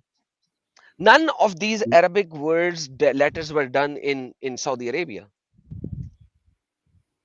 In Baghdad, the vowelization and the sound developed in Baghdad 7th century onwards. And that is what we were told. Where is the first manuscript? Because I have manuscript till the 8th century which doesn't have the dots. So that is what we have been It told. had to be over the 8th century, maybe late 8th century, early 9th century, but no way in 7th century. I don't believe so. Yeah, because Okay, We did that's not that's have that's the. what we have well, I been mean, told. no, I'm not saying finished. I'm saying begun. Begun. Oh, beginning. Okay, where is at least one manuscript with complete dots of that time? Because people don't realize, like, for instance, if you look at early Bibles, those translations took hundreds of years. I mean, we think today we do a translation, we finish next week. But these jobs took decades, if not centuries. Yeah. So, 200-300 years is not unusual, No, I understand what your point is, but the base thing is that where is the earliest manuscript of this guy? I forgot the name of this guy. Give me the name. I forgot the name. Who created the Under the first dots? Abbasids. There's a It should name. be under the Abbasids. I don't have the details, but Okay, we can. there's a I can name try with to look that. up. I did that in my channel, but I don't have a single page of that guy. So it's None. okay. You don't have it. Interesting. So if you don't have it, then it is a redacted story, because after that you have manuscript up to a 9th century where there are no dots. Like look at the blue Quran, it doesn't have dots. That's a 9th century manuscript. Why? Yeah. So you're telling me for 200 years the dot was there and yet blue Quran is without dots? No, that's a problem. I don't have an answer, but that's a problem. That's interesting. And if I play with couple dots in one page, I can make a different story from the same page. Exactly. And this is there in Hafs and versions very easily when you see Noghfer, Yoghfer, and so many of like that. So this blue Quran is a late 9th century Quran. Okay, so let me give you the link. There you go. Where do I send the link? Where is the private chat? This is the Private private chat. chat, top right, top right. Okay. Actually, if I may, just to address what Can you Usama open has the said. link?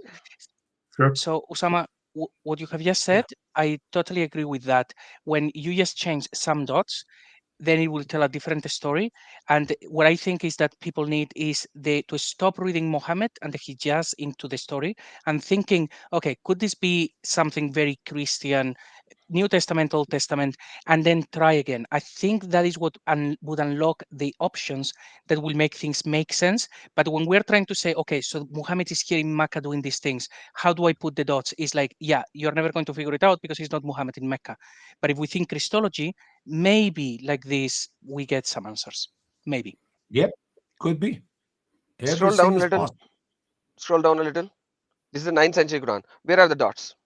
Look at the rasm. It's just rasm.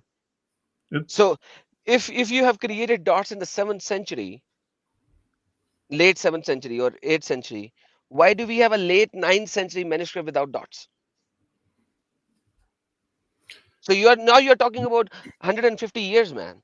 You said that it took translation. Now you are talking about translation versus putting the rasm proper.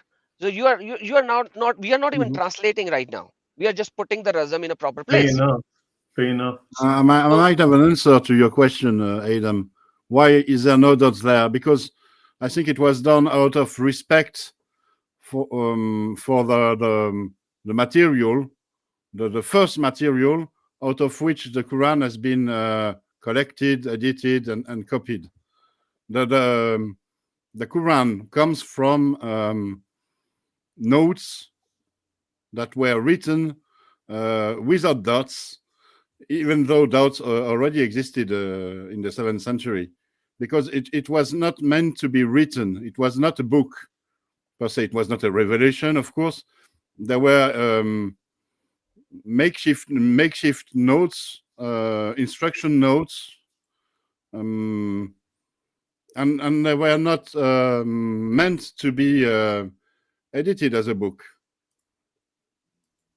but that's what you think. Otherwise, they would have used the dots that were available at the time. If you look at the earliest papyri in Arabic, the one that were written in Egypt around 640, there are dots and diacriticals on them, which mean they were already in use at the time. So, if the Quran is written without dots and diacriticals, it's on purpose. It was made on purpose because there were no dots on the very first material, on the very first notes. And That's why not is that? My opinion, my hypothesis is that these notes were not written in order to be collected and Could be this was the original language, so they wanted to stay pure. Who knows? That could. no. But like, what is the original It's the same language? thing when you're a student and you take notes from your teacher and you do it in a very quick way. Yeah. You see, Let me these read you notes what- they were not meant to be read by anyone else than the one who wrote them. They were personal notes. Private notes. Okay. No, brother, I love that's to read that's to you guys what's written here. If you don't mind, quickly here. Can you go up a little bit? yeah. Listen to Usama, this. read this. This is the Yeah. beautiful part. عن I like. ابن عباس said, that's good, brother. عن ابن عباس said إنه كان يقرأ, he used to read it, أفلم يتبين. Have he do not discover or what do you call this?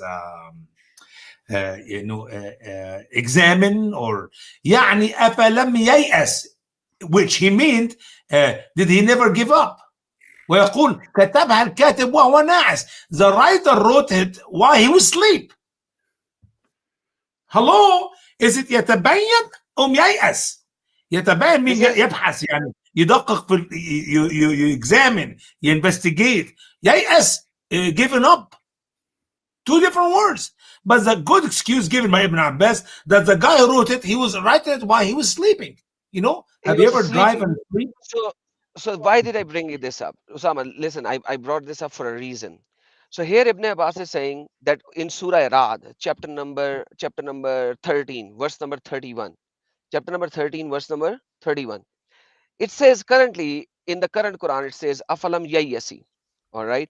So it is usually translated as they know, okay, or you know. Okay, you can open Surah Ra'd, chapter number 13, verse number 31. Afalam Yayyasi. Ibn Abbas, in the Qira of the Ibn Abbas, he said that actually Muhammad said Yatabayyani. Okay. No, you say backward. يتبين mean to examine. ييأس means give up. Yeah, but okay. the one we have in the Hafs, which I haven't opened, ييأس means give up. Now the problem with this is, if there was a razm at that particular time, this mistake would never have happened. You need to understand that, right?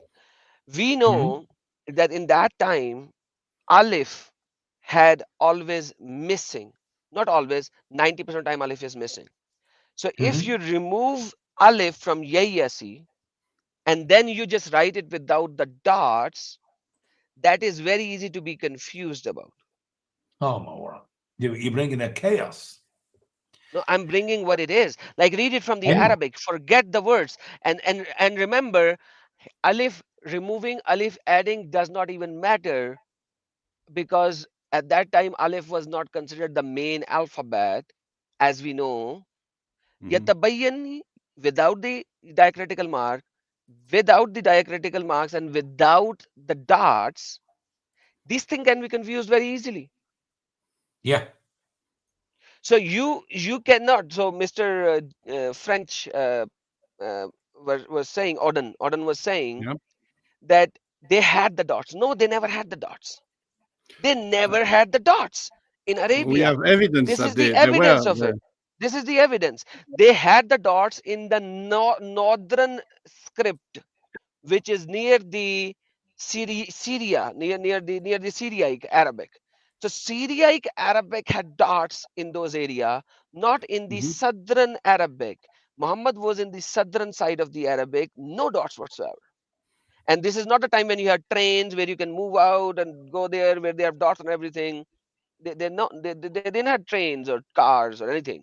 They were in the desert where multiple languages were evolving right now to make it more of an Arabic right now. And that is the evidence that Ibn Abbas saying, because that the Muslims are giving the evidence by themselves.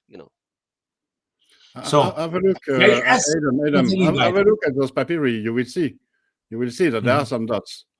Sure. Well, what if they already knew these things and they didn't have to put the vowelizations in? What if these were familiar passages? So that was unnecessary at that point for that reason. You can't, brother. 6,000 verses in the Quran. The word yes, like a special rabbinic class who knew the stuff, special class of scholars or something. You cannot. Maybe it would be beneficial at one point to do a session where we all gather around and talk about different manuscripts, Kirat, and all of that stuff, because it's a fascinating subject, and I think we might actually benefit from discussing everything that we know about that very, very interesting stuff. So let me show you something. Is my paintbrush there? Can you see that on the screen? Okay, this first letter, Usama, what is it without the dot? It could be 5. It could be bih, teh, noon, theh, yeah. Exactly. Perfect. So basically it can be noon if I put a dot here. It can be ya if I put 2 dots here. It can be ta, if I do on the top. Or ba, right? 1 on the bottom. 1 dot on the bottom. 1 on the bottom, it can be ba. Yeah. So you're talking about 5 different letters in the same thing. So, and then if you do this swa, then you have like swa, 2 dwa, off, or wow. I mean, so the standardization of the Quran only happened, I think, by the 10th century, according to my notes here. So, which means it wasn't necessarily widespread. It was maybe completed, but not yet transmitted everywhere. That would take another couple of centuries. And then widespread Qurans were area-wise. So one area had Hafs, one area had Warsh, one area had Qalun, one area has Naseh, one area has Ibn Kathir, and so on and so forth. Yeah, so Baghdad may have had a completed Quran, but that Quran had to be copied and then transported to wherever in the empire. So that could have taken a long time. Brother Lloyd, here's the fact. You do not need Quran to have Muslims. You do not need to know Islam to have Muslims. All what you need is a sword and a man to rape a woman. If you got a sword and you kill some men, the wives are Muslims. And if you rape them, the children are Muslims. And that's how Islam spread in 87% of the Muslim world for people who do not speak Arabic. Without the dots. When Islam came to Egypt, does he write the Quran with them in Egypt? No. Does he translate the Quran in the Coptic language? No. Did any of the Egyptian who were converted to Islam know jack about Islam? No. How did Egyptian become Muslim? They kill the men, they rape the women. And that's exactly what you said. That is a great evidence that Islam did not spread with proven evidence or miracles or signs or something. Islam spread with a sword and private parts of men. And another thing, it spread with the idea that the first Muslim had, the first believers, that they were God's chosen people. This is very important, that they were God's deputies on earth. And in order to believe that you are chosen by God, you don't need a Quran. You just need someone to tell you you are a God's chosen people.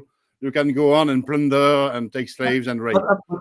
But with all respect, brother, if you are a true Muslim, you need to know is that until you die, you have no clue if Allah chooses you or not. You may be the best Muslim man you can imagine. You did all the pillars of Islam. You visited Mecca. You do prayer and everything. You fast Ramadan, everything. You do everything in Islam. And Allah did not choose you, and you're going to go to hell. No, that's not what I was referring to. I was referring to the idea that Muslims are above the rest of humanity. And this is it is at the core of Islam. Islam posits that God has chosen Muslim to dominate the world. Yeah, I see your point. I see your point. Well, here's some dots. Lots of dots. So this is the Syriac Arabic manuscript of the Bible Codex 152. This codex is attributed to be earliest carbon dating to be 800 and 900 CE. Okay, 900 CE. Yeah. Now here you can see dots. Yeah. You see Yaso over here. Let me just highlight certain things. Let me just show you. Here it says Yaso. It has 2 dots underneath it. Yeah. Very easy to read. Okay. This Yes, is sir. why Yes, this sir. why this is very important, because this is the first Arabic manuscript of the Bible where Muslims entered the word Allah in it. Before this manuscript, you will never find the word Allah in the Arabic translation of the Bible. That is why this manuscript is very important. That is where they first tried to introduce Allah in the Bible. And that is why this is very important for me. And that is why I have kept this. You need to understand that Allah was introduced in the biblical translation because Muslims have now invaded the Arab area of the Muslims. Egypt is now under their control. Now they are done fighting, and sword, and the people that they can convert with sword, they have already done that. Now they are influencing the Arabic Bible there so that they can have an argument with them from the Bible. And that was the dumbest thing the Christian allowed the Muslims to get involved in our translation. We should always keep it Al-Rabb al-Ilah, not Allah. And that was what it was before it. They actually And as a started matter of fact, Allah it's in it. not in Genesis. The word Al-Rabb al-Ilah, it still exists in the Arabic Bible in Genesis. Few times and then disappeared. Yeah. And even if you see the different Arabic translations, that I have, like John Dyack translation to the latest Arabic translation, the Allah word is increasing. Like in the John Dyack translation, in the first chapter, the Allah is being mentioned only 27 or 26 times, if I'm not mistaken. The latest one has 30 times. And you know what, Adam? You know what make me even sicker than that? If you look at the modern English Arabic translation of the Bible, you don't see Jesus the Son of God, but you see Jesus the Messenger of God. Rasulullah wa laysa ibn Allah. And they call Isa. You call him Isa, not Yeshua. Yeah, now yes, the latest Arabic translation has the word Isa instead of Yahoo. So this is how they are deceiving the Arab nation and moving them slowly out of the base of it. And the Arabic translation is now the most deceptive translation ever. Like, even if you see the older Arabic translation, Sama Yazrael Yahweh was there as in Arabic Yahweh. Now it is not over there. It says Al-Rab. So they have changed Yahweh to Al-Rab. You can go to BibleHub.com and open the 2 Arabic translation of Deuteronomy chapter number 6, verse number 5, if I'm not mistaken. The Sama. You will see they have changed the translation from Yahweh to Arab. So this could also have happened in the past. I mean, so JC, Is that does this right in front add of you? to your material? Does this add to your thoughts? is certainly, this is exactly what they have done with their own book. So the book actually used to be all about Jesus, and then all of a sudden it's all about Allah and Muhammad. It doesn't surprise me at all to see that they would do that with the Bible, even to this day, because it is the same mentality. The only thing that has been perfectly preserved in Islam is the mentality of the Saracens. 1400 years of what it is actually true. So if you see Dawagandist, the sort of things that they do and they say, and it's all lies, roll that back 1400 years and you know who the original guys were. They So took the same things, they process lied is about ongoing everything. today. So we see it Mm. seeing it live in real time, and which means it's an established process. That's the nature of cults, by the way. When you have cults, how do you know cults from true faith? If you have change, continuing change, it's a great evidence it's not from God. It's cult. And Lloyd, probably you are the best person to understand this because you understand Sharia better than anybody else. I think Sharia is very much compatible with all of these deceitful tactics that we see. I mean, look, there's a statement by one scholar where some guy tells a lie, and then they take him to task afterwards, and he says, "No, I didn't lie about Muhammad. I lied for Muhammad." And that is allowed in Islam. Like, you know, the lying course. part, you have a full presentation. For lying for Muhammad is actually gives you good virtues. It's Muhammad said that in the hadith. You can lie on my behalf by saying something nice about me. I said when in reality he never said. To bring people to good faith, Deenul Haq, supposedly, you can lie. Mhm. And Lloyd, you have a full-fledged presentation on that, man. I've used your presentation so many times. Yeah. Yeah, and you said you've been It's, using the books now. You're using the book like Ihya Ulumuddin Yeah. or other books as well. Yeah, I've been using all of the books, Sunnah, Hadith, like, so I have collected all the evidences from Okay. the books now of your presentation and all the articles now. Yeah, Give me a Tawhidi second. Islam just came on, and I just timed them out for 10 minutes. So, yeah. So should we go like another 15 minutes or so and then call it a day? Because it's over a couple of Yeah. hours already. Yeah. why do you Well- have to sleep? I have to eat. There's that. Oh, Because, in Africa, people didn't eat a whole lot. In fact, I mean, Africans survive on $1 a day. And that's why when they offered me $2 a day here at this job in Poland, I took it. So, so basically, it's just a luxury to not be in Africa anymore. amen. Back to you, JC. Well, based on what we have discussed now, we see all of these things. There was no oral tradition. They put dots wherever they wanted. And also they lied about absolutely everything. It shouldn't surprise anyone that we have discussed all of these things which have nothing to do with Islam. So as a very quick summary, we've seen stories in previous shows that have nothing to do with Muhammad, like Surah 17, verse 1, the night of Al-Qadr, and the moon split. There is no Muhammad in any of those. They made it into Muhammad. Then Jesus dying and resurrecting. Again, those things are in the book, then they deny it. We see in the Quran repeatedly that it says that those who follow Jesus will be the successful. That is denied. The messenger, the Ummi prophet, that is Jesus, not Muhammad. Jesus is called the Word. This one is just like one of the big ones. Two things to see that this book was very Christian or Christian-ish, and it had nothing to do with Muhammad. It calls Jesus the Word of God, as we've discussed before, and the very final line here, which you cannot see because there is the banner, it simply reads, the Quran mentions the Holy Spirit. It should really be that simple. The Quran talks about the Holy Spirit in a book that keeps talking about Jesus as the Messiah. Of course, this was Christian-ish. The invention of Jibril being the Holy Spirit, that happens later. All of this deception that we've discussed a few minutes ago, this has happened from day one about their book. How can we not expect that in the tafsirs and everything else? We've seen Shekinah. There are verses where they're about Jesus, and then they have put Mohammed into those verses, and he's not there. We've seen some of those and things that we haven't discussed, but I think, like Adam probably mentions this one quite a bit, Christian apologies like this, because Allah prays, which is, very, very cool. And well, no intercession in Islam. I've just done actually a session. There is a lot of intercession in Islam in the Quran saying that it is Jesus.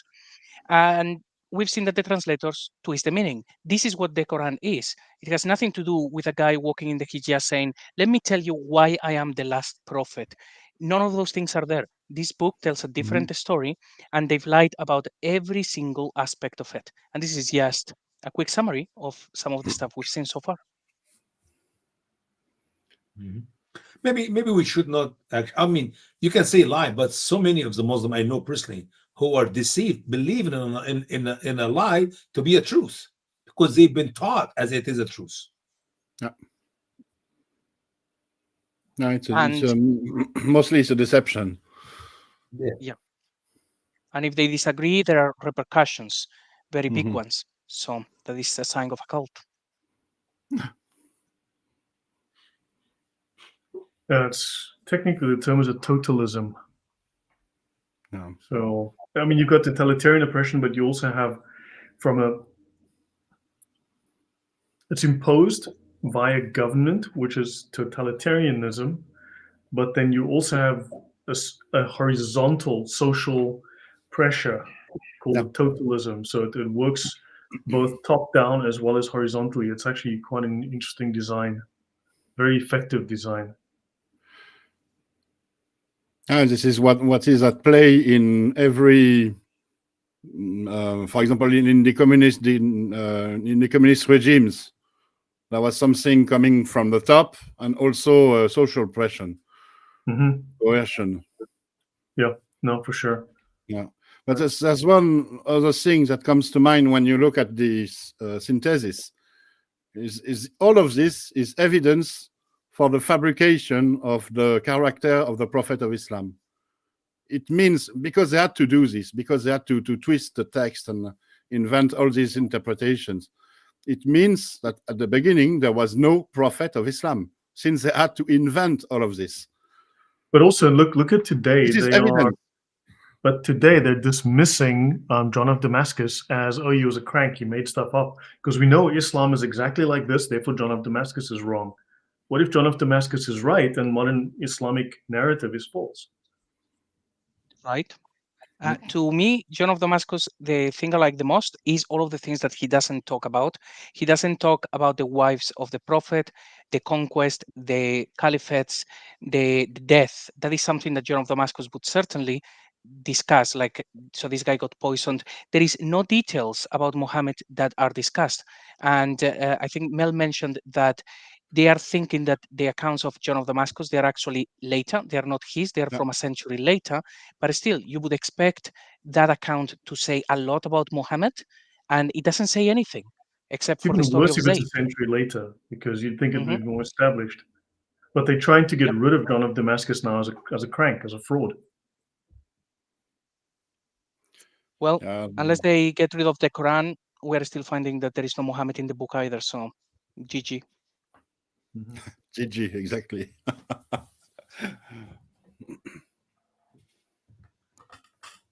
Yeah, so was that the end of your presentation, JJ, for today? Yeah. This is just the summary of most of the things that we've discussed so far, and of course adding that one there because I thought that some people will like it, because we know there are problems, and in a Trinitarian sense you can make sense of these things. Hopefully soon we will have more stuff, including proving that there is no Houris in the Quran, there is no virgins in paradise according to the Quran. So we know the Quran wasn't quite written as well. We know that the Quran wasn't in consistent form at that time in history.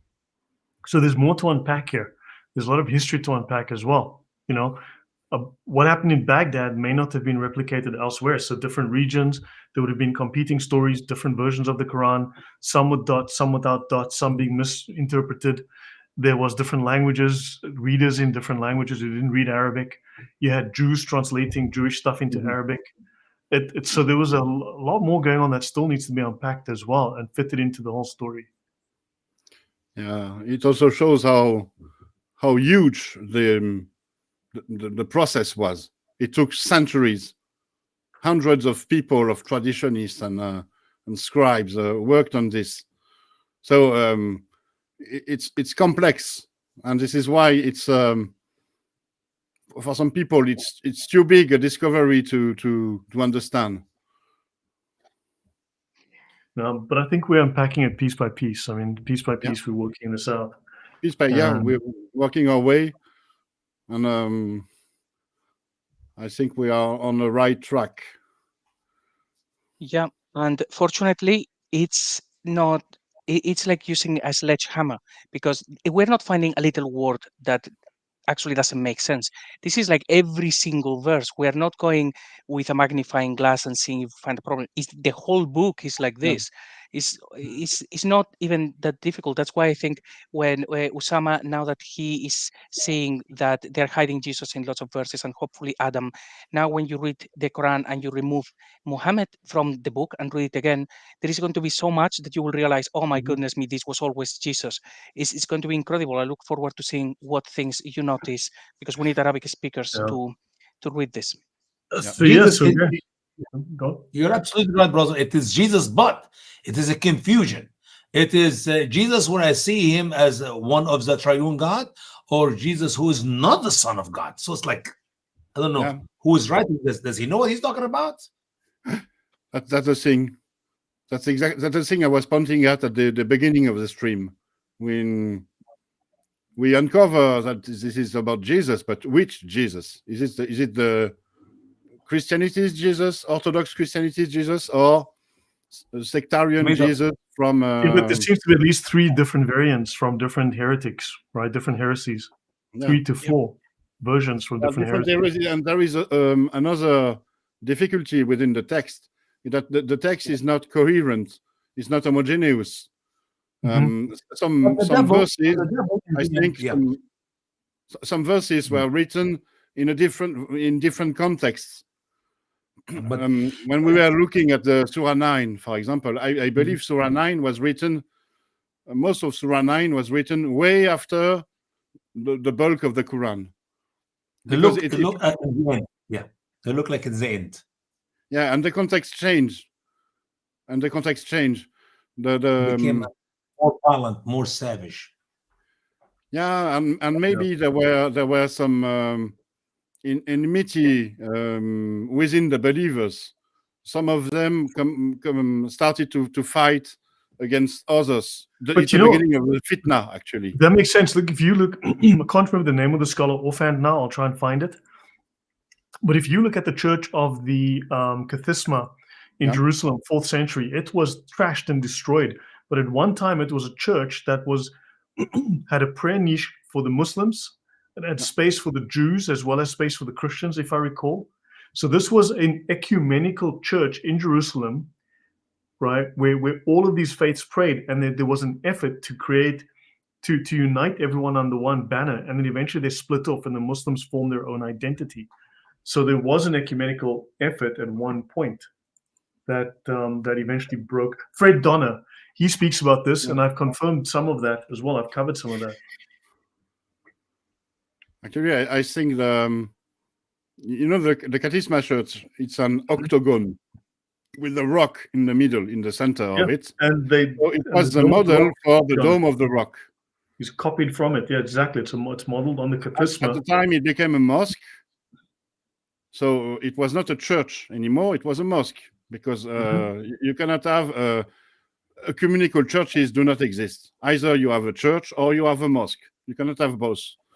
Yeah, but this was a church. And what's very interesting is that there come a time when the Muslims themselves destroyed their own mosque. This Kathisma mosque was destroyed by Muslims.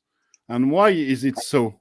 I think it's because this church looked like the Dome of the Rock. And the Dome of the Rock is clearly modeled on it. It's modeled on it. And they come as Islam's narrative grew and was fabricated, there was a time where, when the Dome of the Rock became the reason for the Dome of the Rock that was invented, was that it was made to commemorate the night journey of Mohamed.